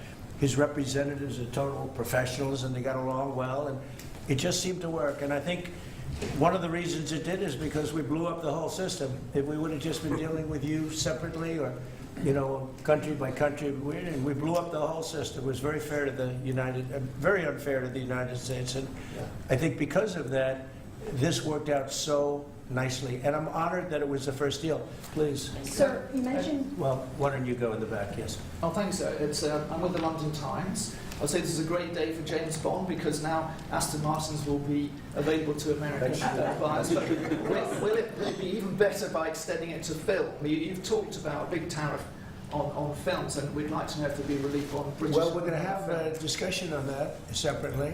And as you know, we're putting tariffs on that particular film, you said, the movie makers. And we're going to be doing some tariffs to get them because a lot of them have left this country. They all live here. The money comes from here. Everything comes from here, but they make them in other countries. So we're going to do something to bring them back, maybe to a large extent. But James Bond has nothing to worry about that, I can tell you. James Bond. And Sean Connery was a friend of mine. Sean Connery was responsible for my getting zoning in Aberdeen. He said, let the bloody bloke build his golf courses. I was like 4 years into the process, and it was impossible in Aberdeen. And he just stood up one day and he said that. As soon as he said that, I got the approvals in about 2 minutes. So he was a great guy, Sean Connery. And Can you share if you're going back there later in the year? Are you going to Scotland and to the UK? Yeah, I will be, sure. It's great. We have a lot of investment over there. We have Turnberry, Aberdeen. We have, as you know, in Doonbeg in Ireland, right on the ocean. They're all in the ocean. I only have interest if they're on the ocean. And we have good investments over there. It's been beautiful. Yes? Mr. President, if the talks go well this weekend between Secretary Bessent and Ambassador Greer with their